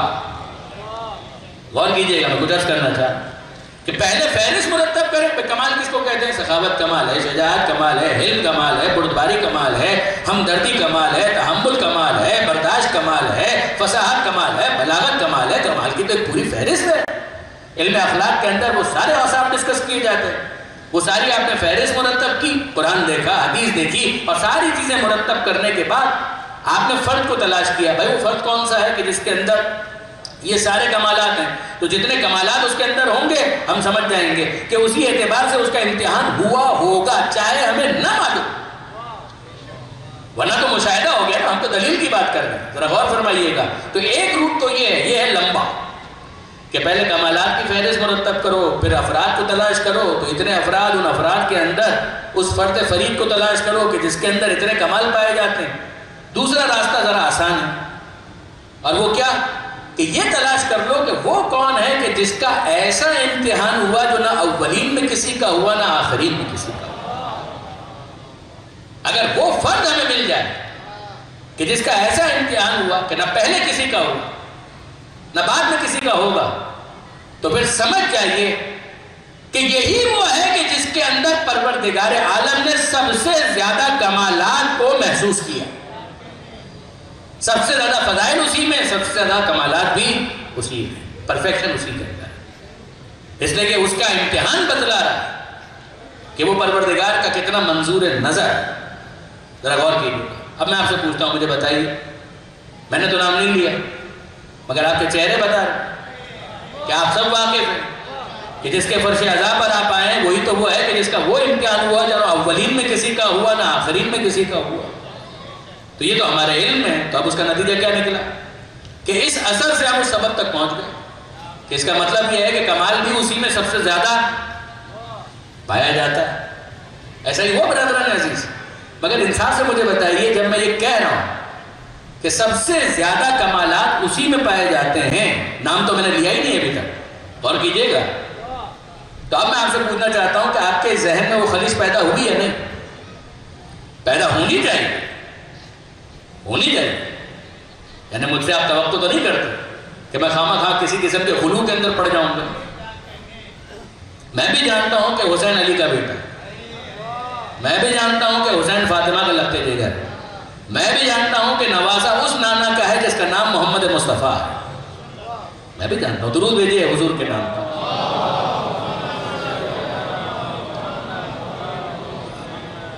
لیکن پھر اس کے بعد یہ جو پورا میں نے آپ کے سامنے آرگومنٹ ایک دلیل کی صورت میں پیش کیا، اس کا کیا ہوگا؟ اچھا اس کو رکھیے ایک طرف، اس کو رکھیے ایک طرف، اس کو پارک کر لیجیے ذہن میں کہیں پر محفوظ کر لیجیے. اور اب آئیے دوسری طرف. ختمی مرتبہ احمد مجتبیٰ محمد مصطفیٰ صلی اللہ علیہ وآلہ وسلم، پیغمبر اکرم کا ایک فرمان عالی شان ہے اور متفق علیہ. اور وہ کیا کہ پیغمبر فرماتے ہیں کہ ما اوذی نبی قط کما اوذی. حضور فرماتے ہیں ما نہیں، اوذیہ اذیت دی گئی نبیٌ کسی بھی نبی کو قطعاً کما اوذی جتنی اذیت مجھے دی گئی اتنی کسی کو اذیت نہیں دی. یہ حضور کا فرمان. پھر سنیے گا ما اوذی نبی قط کما اوذی کسی نبی کو اتنی اذیت نہیں دی گئی کہ جتنی اذیت مجھے دی. کمال. اچھا یہ پیغمبر اکرم کا فرمان اس اصول کے بالکل مطابق ہے.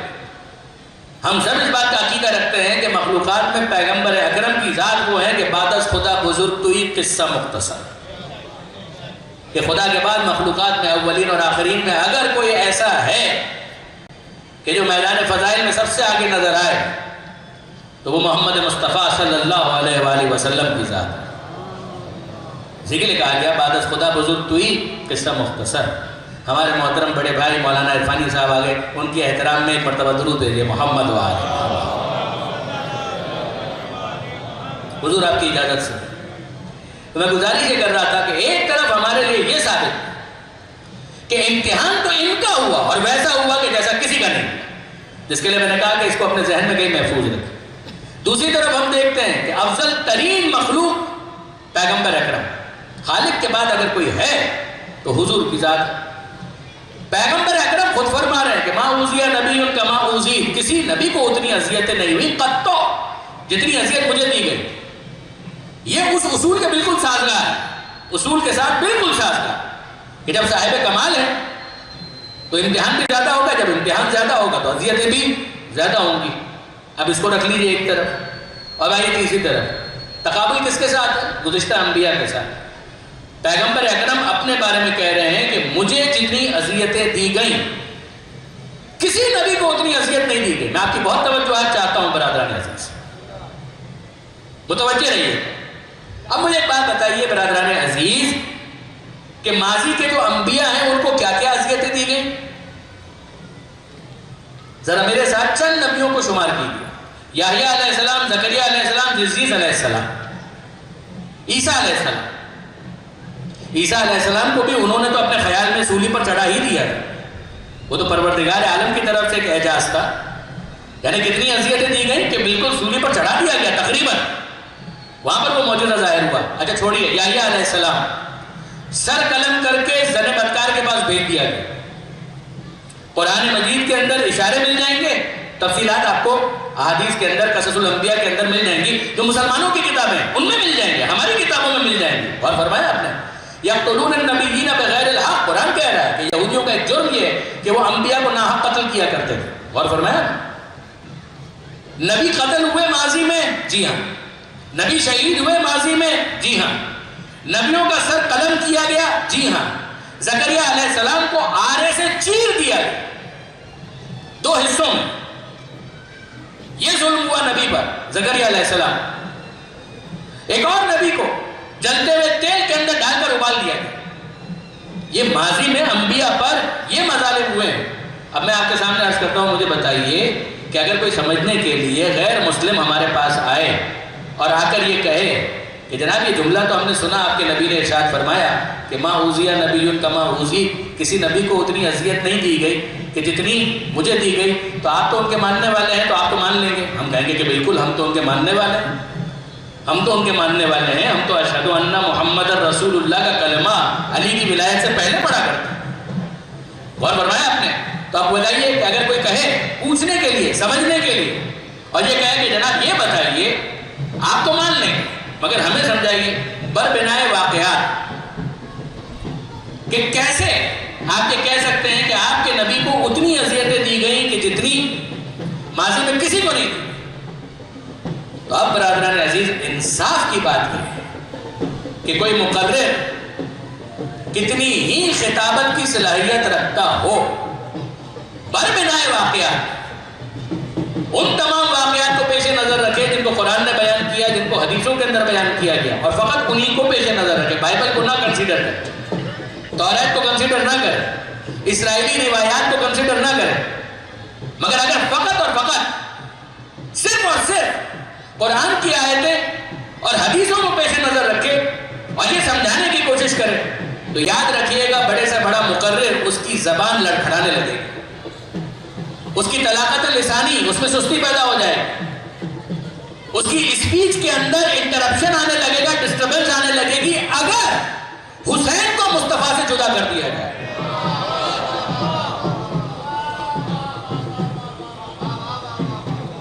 اگر حسین کو مصطفیٰ سے جدا کر دیا جائے تو شاید وہ اس جملے کو جسٹیفائی نہ کر پائے.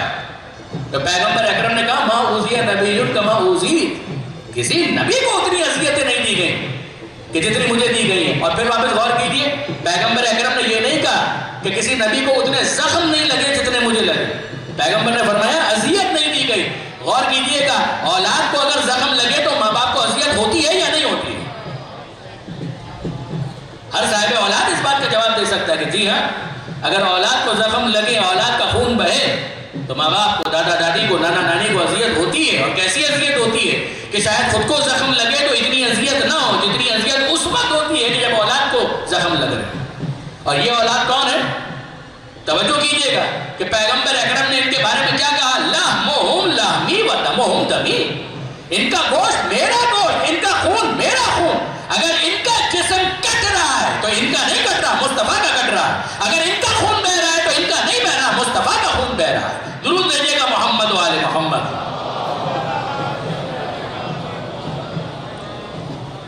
اور شاید یہ بھی ایک راستہ کہ پیغمبر اکرم نے فرمایا کہ حسین منی وانا من الحسین, کہ حسین مجھ سے ہے اور میں حسین سے ہوں. اور فرمایا برادران عزیز, اور شاید یہ بھی ایک وجہ ہے کہ پیغمبر اکرم نے امام حسین کو اپنا لعاب بطور غذا عطا کیا, کہ جو ان کا وجود ہے وہ غذا بن کر حسین کے خون میں شامل ہوگا. یوں تو ہے ہی حسین مصطفیٰ کا خون, مگر ذرا غور فرمائیے, لعاب کے ذریعے سے بھی وجود مصطفیٰ کو منتقل کیا جا رہا ہے وجود حسین کے اندر. غور فرمایا برادران عزیز آپ. اب آئیے اگر اس کو تھوڑا سا اور آگے بڑھائیں اور اس بات پر غور کریں کہ حسین مظلوم کے جزو رسول ہونے کی کوئی اور دلیل بھی ہے, تو مجھے اپنے پاس سے کہنے کی کوئی ضرورت نہیں. اب میں آپ کی خدمت میں جو نام لینے جا رہا ہوں, شاہ عبدالعزیز محدث دہلوی, صاحب علم جانتے ہیں, صاحب علم جانتے ہیں شاہ عبدالعزیز محدث دہلوی. ان کی کتاب ہے سر الشہادتین. یہ شخصیت کون ہے؟ شیعہ ہے؟ جواب ٹھیک ہے, قطع شیعہ نہیں ہے بلکہ شیعوں کے مخالف ہیں, اور شیعوں کی رد میں انہوں نے کتاب لکھی, اور ایسی کتاب لکھی کہ جو ان کے نام کا قائم مقام قرار پائے, تحفہ اثنا عشریہ. یہ شیعوں کے خلاف کتاب لکھی گئی, اور اتنی مشہور کتاب ہے کہ ان کے نام کی جگہ ان کو کہا جاتا ہے صاحب تحفہ اثنا عشریہ, صاحب تحفہ. تو شیعہ تو نہیں ہے. اچھا عام کوئی مسلمان ہے؟ جواب دی نہیں, بہت بڑے عالم ہیں. محدث دہلوی بہت معروف فیملی ہے, شاہ ولی اللہ محدث دہلوی ان کے والد, شاہ عبدالحق محدث دہلوی, شاہ عبد القادر, یہ ساری پوری فیملی علماء کی فیملی. یہ شاہ عبدالعزیز محدث دہلوی مشائخ تصوف میں بھی معروف شخصیت ہے, صوفیوں میں بھی. اہل حدیث بھی ان کا احترام کرتے ہیں, حنفی علماء کے نزدیک بھی محترم, یعنی اتنی اہم شخصیت. اور یہ شاہ عبدالعزیز محدث دہلوی کتاب لکھ رہے ہیں سر الشہادتین. سر کا مطلب ہے راز. شہادت آپ جانتے ہیں, شہادتین دو شہادت, دو شہادتوں کا راز. یہ ہے شاہ صاحب کی کتاب کا نام. کتاب کیا ہے؟ کتابچہ, چند صفحات پر مشتمل, 10 سے 15 صفحے, یعنی جس سائز میں آپ چھاپ دیجیے اس کے اعتبار سے اس کا حجم اور کم یا زیادہ ہو جائے گا, مگر کوئی بہت طولانی کتاب نہیں ہے. ان کے ایک شاگرد نے اسی کتاب کی شرح بھی لکھی, اور ان کے شاگرد کی زندگی ہی میں وہ شرح شائع بھی ہے. یہ شاہ عبدالعزیز محدث دہلوی, انہوں نے جو کتاب لکھی سر الشہادتین, دو شہادتوں کا راز, اس کی بنیاد کیا ہے؟ اس کی بنیاد ہی اس بات پر ہے کہ حسین جزو رسول ہے. اس کی بنیاد ہے اس بات پر کہ حسین جزو رسول ہے. میں عرض کروں آپ کی خدمت میں کہ انہوں نے اس کا مقدمہ تحریر کیا, یعنی تمہیدی باتیں بیان کی, اور پیغمبر اکرم کا تقابل کیا ما قبل کے انبیاء کے ساتھ. اور اس میں ارشاد فرماتے ہیں کہ بھائی خلاصہ عرض کر رہا ہوں, یعنی انٹرنیٹ پر آپ کو آسانی کے ساتھ مل جائے گی, اردو ترجمہ بھی مل جائے گا. وہ فرماتے ہیں کہ ہمارے نبی اور ما قبل کے انبیاء, تو فرق یہ ہے کہ ما قبل کے انبیاء کو جو فضیلتیں ملی ویسی ہی فضیلت ہمارے رسول کو پروردگار نے عطا کی یا اس سے بہتر عطا کی. شجاعت ہے، سخاوت ہے، بردباری، تحمل، جو اوصاف کمال ہو سکتے ہیں ماضی میں انبیاء کو جو دیے گئے، کہ وہ اوصاف کمال، وہ فضائل، وہ فضیلتیں ہمارے رسول کو بھی ملے یا ان سے بھی زیادہ ملے. اس کی انٹینسٹی، اس کی شدت اس سے زیادہ تھی جو ماقبل کے انبیاء کو پروردگار عالم نے عطا کی. لیکن اب اس کے بعد فرماتے ہیں کہ تمام اوصاف تو ملے مگر ایک صفت نہیں ملی. جو ان کا نظریہ ہے وہ میں آپ کے سامنے عرض کر رہا ہوں کہ ایک صفت نہیں ملی. وہ صفت کون سی ہے؟ کہ صفت شہادت. تو حضور قتل تو نہیں ہوئے، اور خدا کی راہ میں قتل ہونا ایک بہت بڑی سعادت، بہت بڑا مرتبہ، بہت بڑی فضیلت، بہت بڑا مقام ہے، مرتبہ ہے. مگر ہمارے رسول اس صفت سے محروم رہے. پروردگار عالم نے یہ صفت شہادت ان کو عطا نہیں کی. اور پھر اس کی وجہ بھی ڈسکس کی کہ بھئی اسلام نیا نیا تھا، اگر حضور قتل ہو جاتے تو بڑا افراتفری کا معاملہ ہو جاتا، فساد ہو جاتا، اسلام کی ترقی رک جاتی. آسان لفظوں میں حکمت الہی اس بات کی متقاضی نہیں ہوئی کہ پیغمبر اکرم کے سر پر تاج شہادت کو رکھا جائے، لہذا وہ طبعی موت اس دنیا سے چلے گئے. جو انہوں نے لکھا ہے وہ میں آپ کے سامنے بیان کروں. اب اس کے بعد شاہ صاحب فرماتے ہیں کہ مگر خداوند متعال یہ نہیں چاہتا تھا کہ اس کا حبیب اس صفت سے بھی محروم رہے. بظاہر قتل تو نہیں ہوئے تو بظاہر تو محروم رہ گئے. اب یہ ان کا تھیسس ہے. وہ فرماتے ہیں لیکن پروردگار یہ نہیں چاہتا تھا کہ ان کا حبیب صفت شہادت سے محروم رہے. خدا یہ چاہتا تھا کہ میرے مصطفیٰ کے سر پر تاج شہادت بھی سجے. تو اس کے لیے کیا کیا جائے؟ تو اس کے لیے پروردگار نے اپنے حبیب کو دو نواسے عطا کی. دو نواسے عطا کی، حسن اور حسین. اور پھر فرماتے ہیں کہ شہادت کی بھی دو قسمیں ہیں، نواسے بھی دو ہیں. شہادت کی دو قسمیں کون سی ہیں؟ کہ ایک شہادت خفی اور دوسری شہادت جلی. شہادت خفی اسی کا دوسرا نام شہادت سری، شہادت جلی اسی کا دوسرا نام شہادت جہری. خفی یعنی چھپی ہوئی شہادت، جلی یعنی جس کے اندر شہادت آشکار. زہر کے ذریعے سے شہادت ہو تو زہر چھپا کر ڈال دیا جاتا ہے، تو سبب شہادت چھپا ہوا ہے، پوشیدہ ہے. اور اگر آپ اجازت دیں تو میں ایک لفظ اور کہہ دوں اور آپ کے ذوق سے بہت قریب ہو کر کہہ دوں کہ شہادت خفی وہ ہوتی ہے کہ جس میں قاتل چھپا ہوا ہوتا ہے. شہادت سری وہ کہ جس کے اندر قاتل روپوش ہے، چھپا ہوا ہے. اور شہادت جہری یا شہادت جلی وہ کہ جس کے اندر قاتل آفتاب نیم روز میں جس طرح سے چیز روشن ہوتی ہے اسی طرح قاتل روشن ہوتا ہے. تلوار چلا رہا ہے یا اس کے حکم سے تلوار چلائی جا رہی ہے. تو یاد رکھیے گا برادران عزیز کے قاتل واضح اور روشن ہو، تلوار کے ذریعے سے لڑائی ہو رہی ہو تو پھر اس کو کہتے ہیں شہادت جہری یا شہادت جلی. زہر کے ذریعے سے ہے شہادت تو شہادت خفی یا شہادت سری. تو شاہ صاحب فرماتے ہیں کہ شہادت کی بھی دو قسمیں ہیں اور نواسے بھی دو ہیں. اور مقصد یہ ہے کہ اپنے حبیب کو صفت شہادت سے متصف کرنا ہے، تاج شہادت سجانا ہے. تو پروردگار نے دونوں شہادتوں کو دو نواسوں میں تقسیم کر دیا. حسن کو شہادت خفی دے دی اور حسین کو شہادت جلی دے دی. اور پھر فرماتے ہیں کہ یاد رکھنا کہ حسن کی شہادت نہیں ہے، رسول کی شہادت ہے. اور حسین کی شہادت نہیں ہے، رسول کی شہادت ہے. غور فرمایا آپ نے برادران عزیز کہ یہاں تک تو شاہ صاحب نے کہہ دیا کہ حسن کی شہادت حسن کی نہیں ہے، حسن کی شہادت رسول کی شہادت. حسین کی شہادت حسین کی نہیں ہے، حسین کی شہادت رسول کی شہادت ہے. تو میں علماء کی اتباع میں یہ جملہ کہنا چاہتا ہوں، شاہ صاحب ہوتے تو خود ان سے پوچھ لیتا کہ منطقی طور پر اس کے علاوہ اب اور کوئی نتیجہ نکل ہی نہیں سکتا. اتنا تو شاہ صاحب نے کہہ دیا نا کہ حسن کی شہادت رسول کی شہادت ہے، حسین کی شہادت رسول کی شہادت ہے. تو اب شاہ صاحب ذرا مجھے اطمینان سے بتائیے تو صحیح کہ حسن کا قاتل رسول کا قاتل ہوا یا نہیں، اور حسین کا قاتل رسول کا قاتل ہوا یا نہیں. حسن کا قاتل، جب حسن کی شہادت رسول کی شہادت ہے تو حسن کا قاتل رسول کا قاتل ہے. اور اگر حسین کی شہادت رسول کی شہادت ہے تو حسین کا قاتل رسول کا قاتل ہے. اب ہم سے مت سوال کیجئے، جو آپ رسول کے قاتل کو کہنا چاہتے ہیں وہ حسن کے قاتل کو کہیے، وہی حسین کے قاتل کو کہیے. اپنی تربیت کے مطابق، اپنی تہذیب کے مطابق جو آپ الفاظ مناسب سمجھتے ہیں رسول کے قاتل کے لیے وہ آپ کو کہنا چاہیے. نام آپ کو نہ پتا ہو کہ قاتل کون ہے، مگر اتنا تو کہیے جس نے بھی قتل کی. درود بھیجیے گا محمد و آل محمد.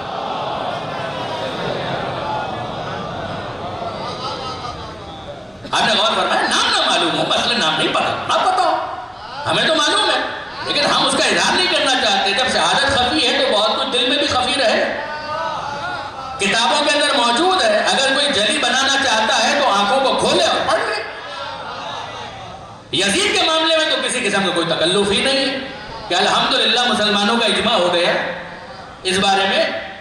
تو اب برادران عزیز غور فرمائیے گا کہ اب اسی کے ساتھ ہمارے لیے ایک اور مسئلہ حل ہوگا. یعنی میں بہت احترام کے ساتھ دیکھیے بہت اچھی فضا ہونی چاہیے کہ جس میں عزاداری. ذرا غور فرمائیے کہ عام طور پر ایک سوال کیا جاتا ہے اور پھر میں کہتا ہوں کہ ہو سکتا ہے کہ سوال سمجھنے کے لیے ہو تو اچھی بات ہے, اس میں کوئی حرج بھی نہیں کہ بھئی رسول اور حسین, رسول افضل ہے, بے شک افضل ہے. اگر آپ رسول کا دن تو اتنا نہیں مناتے جتنا حسین کا دن مناتے. عشرے تو حسین کے نام پر ہو, رسول کے نام پر تو عشرے نہیں ہو رہے. تو برادران عزیز ایک آسان سا جواب تو یہ ہے کہ آپ منا لیجیے, ہم شریک ہو جائیں گے. یہاں ہم منا رہے ہیں, آپ آ جائیے شریک ہو جائیے. وہاں ہم شریک ہو جائیں گے اور شریک ہوتے ہیں, ہو جائیں گے کیا, ہوتے ہیں شریک. جتنا بھی انتظام ہو, ہمارے یہاں بھی اہتمام ہوتا ہے, کوئی شک نہیں. 17 ربیع الاول کی میلادیں محفلیں ہوتی ہیں اور مجلسیں بھی ہوتی ہیں, بے شک ہوتی ہیں, مگر وہ اہتمام اگر کوئی کہے تو جناب اب مسئلہ یہ ہے کہ شاہ صاحب نے تو ہماری مشکل کو حل کر دیا. شاہ عبدالعزیز محدث دہلوی نے تو ہماری مشکل کو حل کر دیا. کیا کہہ کر کہ حسین کی شہادت حسین کی نہیں ہے, رسول کی ہے. تو اب اس کا مطلب کیا ہوا کہ جب ہم کیلنڈر دیکھتے ہیں تو ہمیں 2 تاریخیں نظر آتی ہیں, ایک وفات رسول کی تاریخ, ایک شہادت رسول کی تاریخ. اب آپ انصاف کیجئے کس کو زیادہ منع.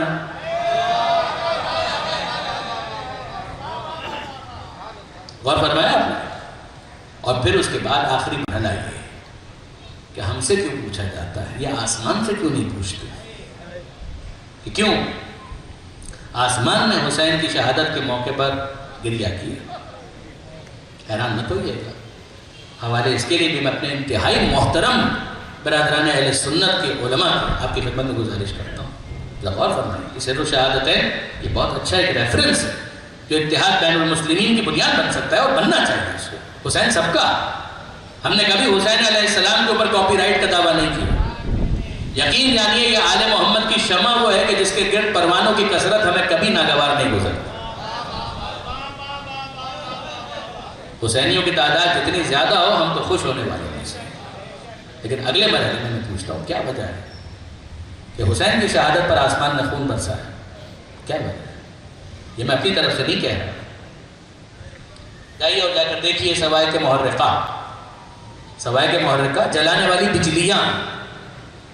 قبلہ مولانا عرفانی صاحب تشریف فرما وہ تائید کریں گے. سوائے بجلیاں محرقہ جلانے والی بجلیاں. کس کے خلاف یہ کتاب لکھی گئی؟ شیعوں کے خلاف کتاب لکھی گئی. لکھنے والے کون ہیں؟ ابن حجر مکی. اس کا اردو ترجمہ ہوا برق سوزاں کے نام سے. اسی سے آپ اندازہ کر سکتے ہیں کہ اس کا کیا مطلب.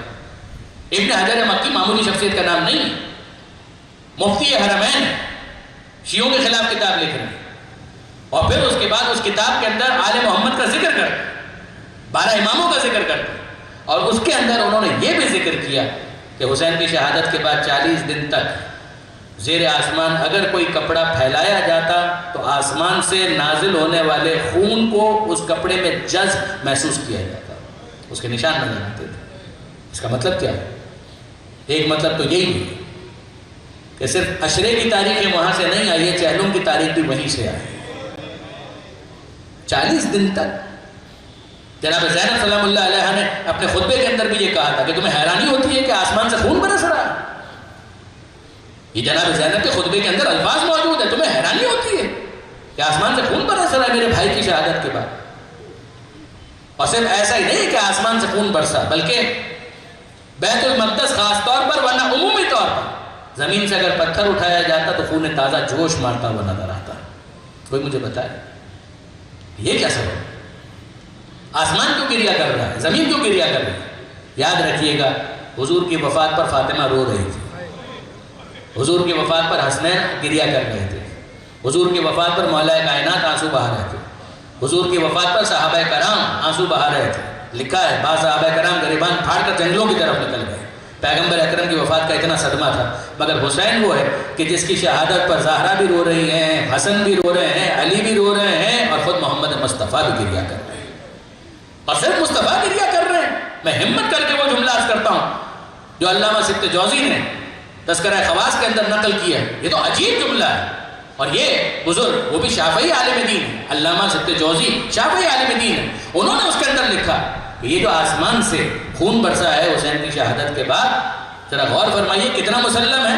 وہ اس کو ڈاؤٹ نہیں کر رہے, وہ اس کی علمی توجیہ کر رہے ہیں وہ کہہ رہے ہیں کہ جو آسمان سے خون کی بارش ہوئی ہے یہ کیا ہے؟ کہ یہ پروردگار عالم کے حزن کی کائناتی تعبیر ہے۔ کیا مطلب؟ کہ خدا جسم و جسمانیت سے ماورا ہے، خدا کی آنکھ نہیں ہے، خدا کے ہونٹ نہیں ہے، لیکن خدا خوش ہوتا ہے، جملے ہیں کہ نیکی کرو خدا خوش ہوتا ہے، گناہ مت کرو ورنہ خدا ناراض ہوتا ہے۔ تو خدا ناراض ہوتا ہے تو کیا مطلب؟ ہم جب ناراض ہوتے ہیں تو تیوریوں پر بل پڑ جاتے ہیں، تو خدا بھی اس طرح سے ناراض ہوتا ہے۔ اگر ہم ناراض ہوتے ہیں تو رخسار کے اوپر سرخی زیادہ نمایاں ہو جاتی ہے، تو کیا پروردگار عالم بھی اس طرح سے ناراض ہوتا ہے؟ وہ تو جسم و جسمانیت سے ماورا ہے، وہ تو ہونٹوں کا پیدا کرنے والا ہے، رخسار کو خلق کرنے والا ہے، آنکھیں پیدا کرنے والا ہے، تو اس کے خوش ہونے کا کیا مطلب؟ اس کے ناراض ہونے کا کیا مطلب؟ جب وہ اجر دیتا ہے تو پتہ چلتا ہے کہ وہ خوش ہے، جب وہ عذاب نازل کرتا ہے تو پتہ چلتا ہے کہ وہ ناراض ہے۔ اگر آسمان سے پتھروں کی بارش ہو تو خدا ناراض ہے، اور اگر آسمان سے خون کی بارش ہو تو اس کا کیا مطلب ہے؟ خدا غمگین ہے۔ جو علامہ سبت جوزی نے الفاظ استعمال کیے کہ یہ خدا کے گریے کی ایک تعبیر ہے، کیا عجیب نہیں ہے؟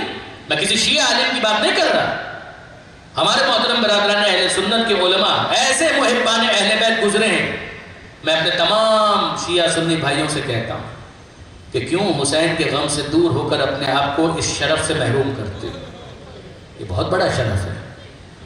ارے اگر گریہ خلاف دین ہوتا تو مجھے آپ انصاف سے بتائیے کیا آسمان گریہ کرتا؟ یہ قرآن مجید کہہ رہا ہے فرعون اور آل فرعون کی غرقابی کے موقع پر کہ ما بقت علیہم السماء والارض وما کانوا منظرین، کہ جب وہ غرق ہوئے تو نہ ان پر آسمان رویا نہ زمین روئی۔ یہ خود اس بات کی دلیل ہے کہ کوئی ایسا نور نظر پروردگار ہے کہ جس پر آسمان بھی گریہ کرے گا، زمین بھی آنسو بہائے گا، اور آنسو بہایا، گریہ کیا زمین اور آسمان میں۔ اور میں آپ کی خدمت میں عرض کروں برادران عزیز، یہی شاہ عبدالعزیز محدث دہلوی، ان کی ایک اور بات سن لیجیے۔ ان کی ایک کتاب ہے جس کا نام ہے فتاوی عزیزی، جس کو فتاوی عزیزیہ بھی کہا جاتا ہے۔ پشاور سے شائع ہوا نسخہ تھا، وہ میں دیکھ کر آ رہا ہوں، آپ کو انٹرنیٹ پر بھی مل جانا چاہیے انشاءاللہ، اور وہ فارسی میں، اور اس میں شاہ صاحب سے کوئی سوال کرتا ہے۔ عجیب ہے، دیکھیے برادران عزیز کیا الفاظ ہیں۔ شاہ عبدالعزیز محدث دہلوی میں یاد دلانے کی ضرورت محسوس نہیں کرتا، صوفیوں کے نزدیک محترم، اہل حدیث علماء کے نزدیک محترم، حنفی علماء کے نزدیک محترم، تمام برادران اہل سنت کے نزدیک محترم، ان کی کتاب فتاوی عزیزی، اور اس کے اندر کوئی سوال کر رہا ہے ان سے کہ شاہ صاحب یہ بتائیے، فارسی میں ہے، میں ترجمہ اور خلاصہ اس کا آپ کی خدمت میں عرض کر رہا ہوں کہ شاہ صاحب یہ بتائیے عاشور کے دن آپ کا طریقہ کار کیا ہوتا ہے؟ عاشور تو ہر سال آتا ہے، تو آپ ارشاد فرمائیں گے کہ آپ کا عاشور کے دن کیا طریقہ کار ہوتا ہے؟ کیا آپ یقین کریں گے کہ شاہ صاحب نے مجلس کا لفظ استعمال کیا، گریے کا لفظ استعمال کیا، بکا کا لفظ استعمال کیا، اور کس طرح سے؟ وہ فرماتے ہیں عاشور کا دن آتا ہے تو میرے گھر میں اہتمام ہوتا ہے، 400 سے 500 افراد، بلکہ کبھی اس سے بھی زیادہ میرے گھر میں اکٹھے ہوتے ہیں۔ مجھے بتائیے برادران عزیز، یہ 400-500 افراد جو اکٹھے ہو رہے ہیں شیعہ تھے؟ اتنے بڑے اہل سنت کے عالم دین، ان کے گھر میں عاشور کے دن اگر یہ اجتماع ہو رہا ہے 400-500، اور وہ خود کہہ رہے کبھی اس سے بھی زیادہ، اور اس کے لیے وہ لفظ کیا استعمال کرتے ہیں؟ مجلس منعقد ہوتی ہے۔ اور پھر کیا فرماتے ہیں کہ عاشور کے دن جب یہ اجتماع ہو جاتا ہے، میرے گھر والے بھی اس میں شامل ہوتے ہیں، پھر اس کے بعد یہ حقیر منبر پر چلا جاتا ہے، کرسی پر بیٹھ جاتا ہے، اور پھر ایک کام کرتا ہے۔ اور وہ کام کیا ہے؟ وہ کام یہ ہے کہ میں ان حدیثوں کو پڑھتا ہوں کہ جو حسنین کریمین کے فضائل کے طور پر پیغمبر اکرم سے ہم تک پہنچی، جو حسن کے بارے میں آئی، حسین کے بارے میں آئی، تو میں وہ فضائل والی حدیثیں پڑھا کرتا ہوں۔ اور پھر اس کے بعد اسی پر اختتام نہیں کرتا، پھر اس کے بعد مسائل سے متعلق وہ حدیثیں پڑھتا ہوں کہ جو حسین کی شہادت سے متعلق پیغمبر اکرم سے ہم تک پہنچی ہے۔ اور پھر فرماتے ہیں خاص طور پر ام سلمہ کی روایت، جناب ام سلمہ کی روایت رضی اللہ تعالی عنہا، ام المومنین، ہماری ماں، ان سے جو روایت ہم تک پہنچی ہے میں اس کو خاص طور پر پڑھتا ہوں، اور اس کے علاوہ ابن عباس سے جو روایت ہم تک پہنچی ہے اس کو بھی پڑھتا ہوں۔ یہ سب وہ ہیں کہ جو حسین کی شہادت سے متعلق ہے۔ اور پھر اس کے بعد عجیب جملہ یہ، وہ فرماتے ہیں کہ میں ان مرثیوں میں سے بھی کچھ چیزیں پڑھتا ہوں جو بیویوں نے جنات سے سنے تھے، پریوں سے سنے تھے۔ یہ ان کے الفاظ ہیں، جنات و پری، یہ دونوں لفظ انہوں نے استعمال کیے۔ آپ نے غور فرمایا؟ یہ سب کچھ وہ جو بیان کر رہے ہیں عزیزان، آخر میں کیا کہتے ہیں آخر میں فرماتے ہیں کہ اگر یہ ساری چیزیں میرے نزدیک مشروع نہ ہوتی، یہ لفظ انہوں نے استعمال کیا، مشروع، اگر جائز نہ ہوتی تو میں ایسا کبھی بھی نہ کرتا.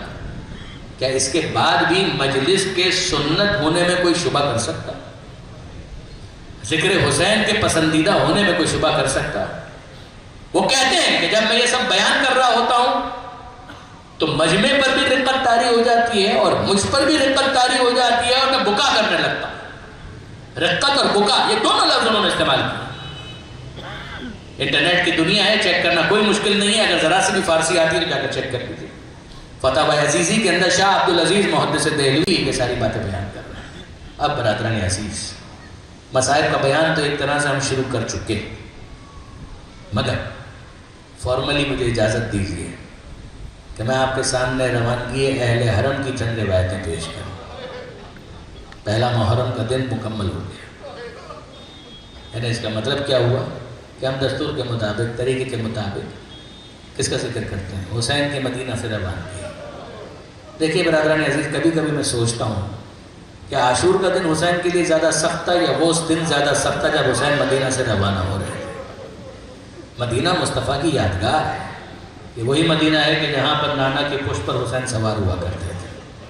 یہ وہی مدینہ ہے کہ جہاں پر مصطفیٰ حسین کے لیے سواری بنا کرتے تھے.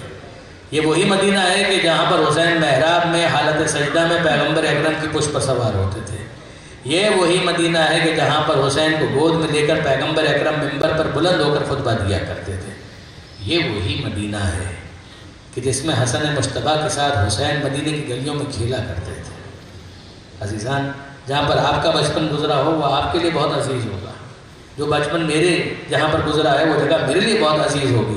ذرا سوچئے کہ حسین کے لیے مدینہ منورہ کتنا پیارا ہے، اور حسین کو اسی مدینے کو ترک کرنا پڑ رہا ہے، وہی مدینہ چھوڑنا پڑ رہا ہے. اور جب حسین مدینہ سے روانہ ہو رہے تھے تو عجیب الفاظ ہیں روایات کے کہ کبھی پیغمبر اکرم کی قبر پر جاتے ہیں، کبھی ماں فاطمہ زہرا کی قبر پر جاتے ہیں، کبھی بھائی حسن مجتبیٰ کی قبر پر جاتے ہیں. مگر عجیب الفاظ ہیں کہ جب حسین پیغمبر اکرم کی قبر پر جاتے ہیں تو قدم جمع جمع کر چل رہے تھے، قدم جمع جمع کر رکھ رہے تھے. جب حسن کی قبر پر آئے تو قدم جمع جمع کر رکھ رہے تھے. مگر جب ماں فاطمہ زہرا کی قبر پر آئے، اللہ اکبر، تو ویسے آئے کہ جیسے ایک چھوٹا بچہ ماں کی طرف لپکتا ہے. اماں تیرا حسین تیرے پاس آ گیا. اور قبر فاطمہ زہرا پر پہنچ کر کہا السلام علیکی یا اماں، اے ماں فاطمہ زہرا اپنے حسین کا سلام قبول کر.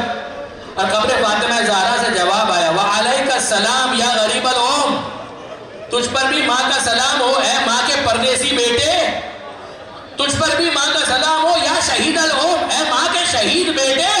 وعلیک السلام یا مظلوم الام، اور تجھ پر بھی ماں کا سلام ہو اے ماں کے مظلوم بیٹے.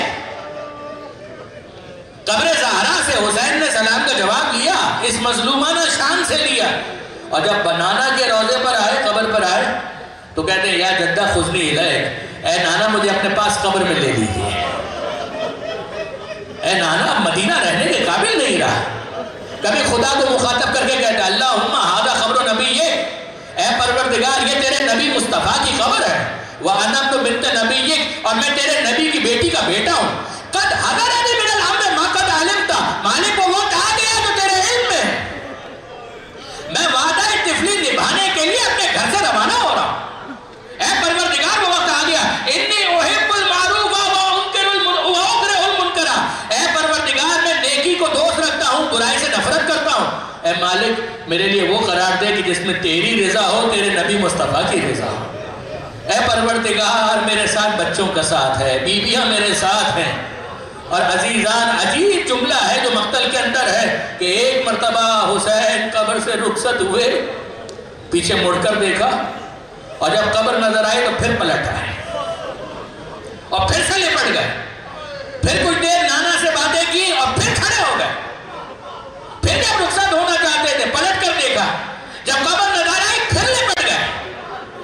یہ کیا ہو رہا ہے حسین ابن علی کے ساتھ؟ یہ اس وقت سمجھ میں آئے گا جب کوئی زیارت کے لیے حسین کی قبر کے قریب جائے. جب سلام آخر کرنے کے بعد، الوداعی سلام کرنے کے بعد آپ میں سے جو گیا ہے اللہ اس کی زیارت کو قبول کرے، اور جو نہیں جا سکے خدا انہیں بار بار ظاہر حسین بنائے. عزیزان جب آخر حسین کی زری سے رخصت ہوتے ہیں تو کیا کہہ کر رخصت ہوتے ہیں؟ مولا سلام آخر، وداع آخر. مگر جب پلٹتے ہیں پیچھے مڑ کر دیکھتے ہیں زری نظر آتی ہے، دل مچل جاتا ہے، مڑتے ہیں اور تیزی کے ساتھ دوڑتے ہیں، پھر زری سے لپٹ جاتے ہیں، پھر پلٹتے ہیں، مڑ کر دیکھتے ہیں، پھر زری سے لپٹ جاتے ہیں کہ مولا پھر جانے کب آپ کا روضہ دیکھنا نصیب ہو. بس وہی حسین کی کیفیت ہے، مصطفیٰ کی قبر سے بار بار لپٹ جاتے ہیں. مگر آخر میں حسین نے ایک عجیب کام کیا. حسین نے آخری زیارت کے موقع پر اپنا رخسار قبر پیغمبر پر رکھا، اور اب الفاظ یہ ہیں کہ حسین کو نیند آ گئی، حسین کی آنکھ لگ گئی. عزیزوں یہ کتنی بے جوڑ لفظ ہے کہ کہاں وہ کیفیت کہ حسین پلٹنا چاہتے ہیں اور کہاں یہ کیفیت کہ رخسار قبر پر رکھی اور حسین کو نیند آ گئی. علامہ سید علی نقی صاحب کا تبصرہ ہے، وہ فرمایا کرتے تھے نفسیات کے بدلنے سے اثر بدل جاتا ہے، نفسیات کے بدلنے سے اثر بدل جاتا ہے. جب حسین نے اپنا رخسار قبر پیغمبر پر رکھا تو حسین کو نانا کا سینہ یاد آیا، وہی سینہ کے جس پر حسین سر رکھ کر سویا کرتے تھے. جب وہ سینہ یاد آیا تو حسین کی آنکھوں میں نیند آ گئی. بس عزیزوں یہ خاندان اہل بیت میں سینے پر سونے کی رسم بہت دور تک گئے. وہ مصطفیٰ کا سینہ جس پر حسین سر رکھ کر سویا کرتے تھے، اور وہ حسین کا سینہ جس پر سکینہ سر رکھ کر سویا کرتی تھی، اور اسی سینے کو تلاش کرتے ہوئے شام غریبہ میں فریاد کر رہی تھی، اے بابا کہاں ہو، آواز دو، تجھے معلوم ہے تیری سکینہ کو تیرے سینے کے سوا نیند.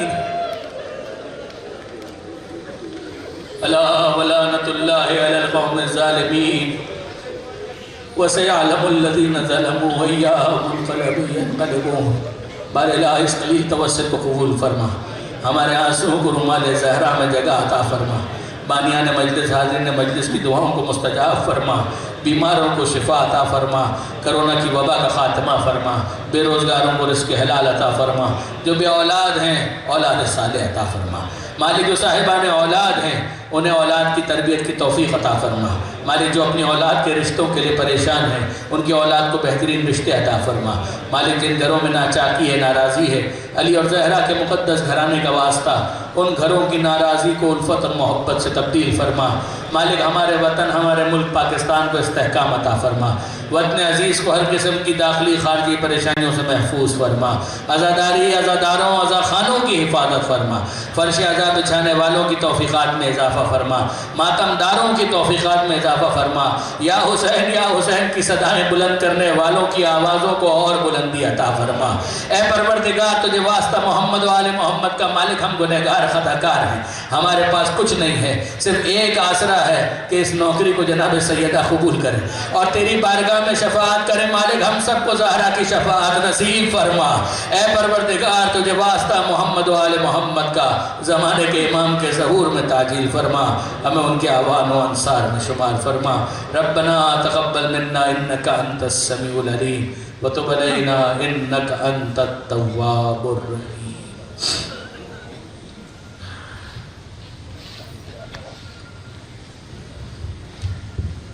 توجہ برائے زیارت.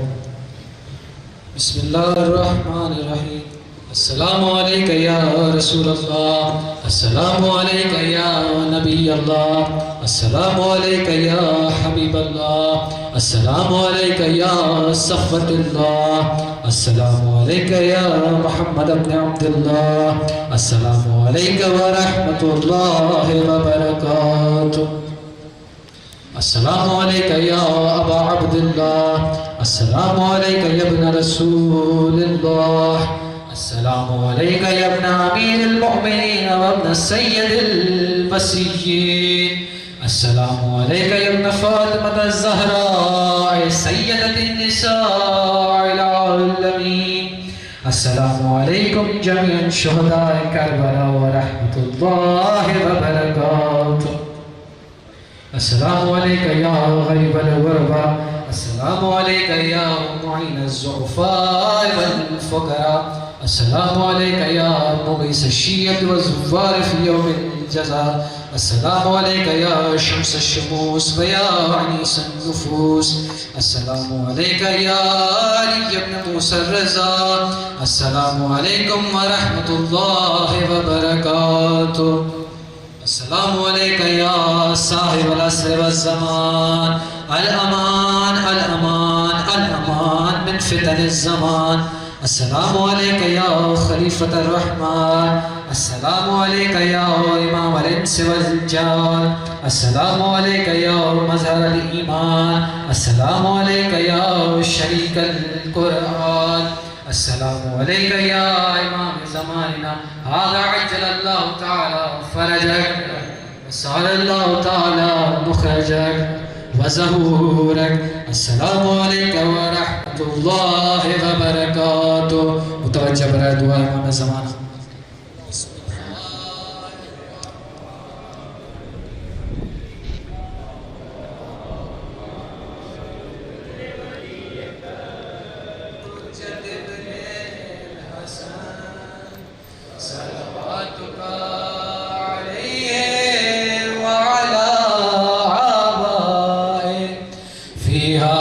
الساعة وفي كل الساعة وليا وحافظا وقاعدا وناصرا ودليلا وعينا حتى تسكنه أرزك طوعا وتمتعه فيها طويلا برحمتك يا أرحم الراحمين.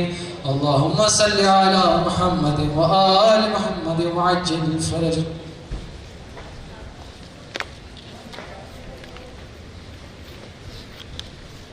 چند ضروری اعلانات سماعت فرمائیں.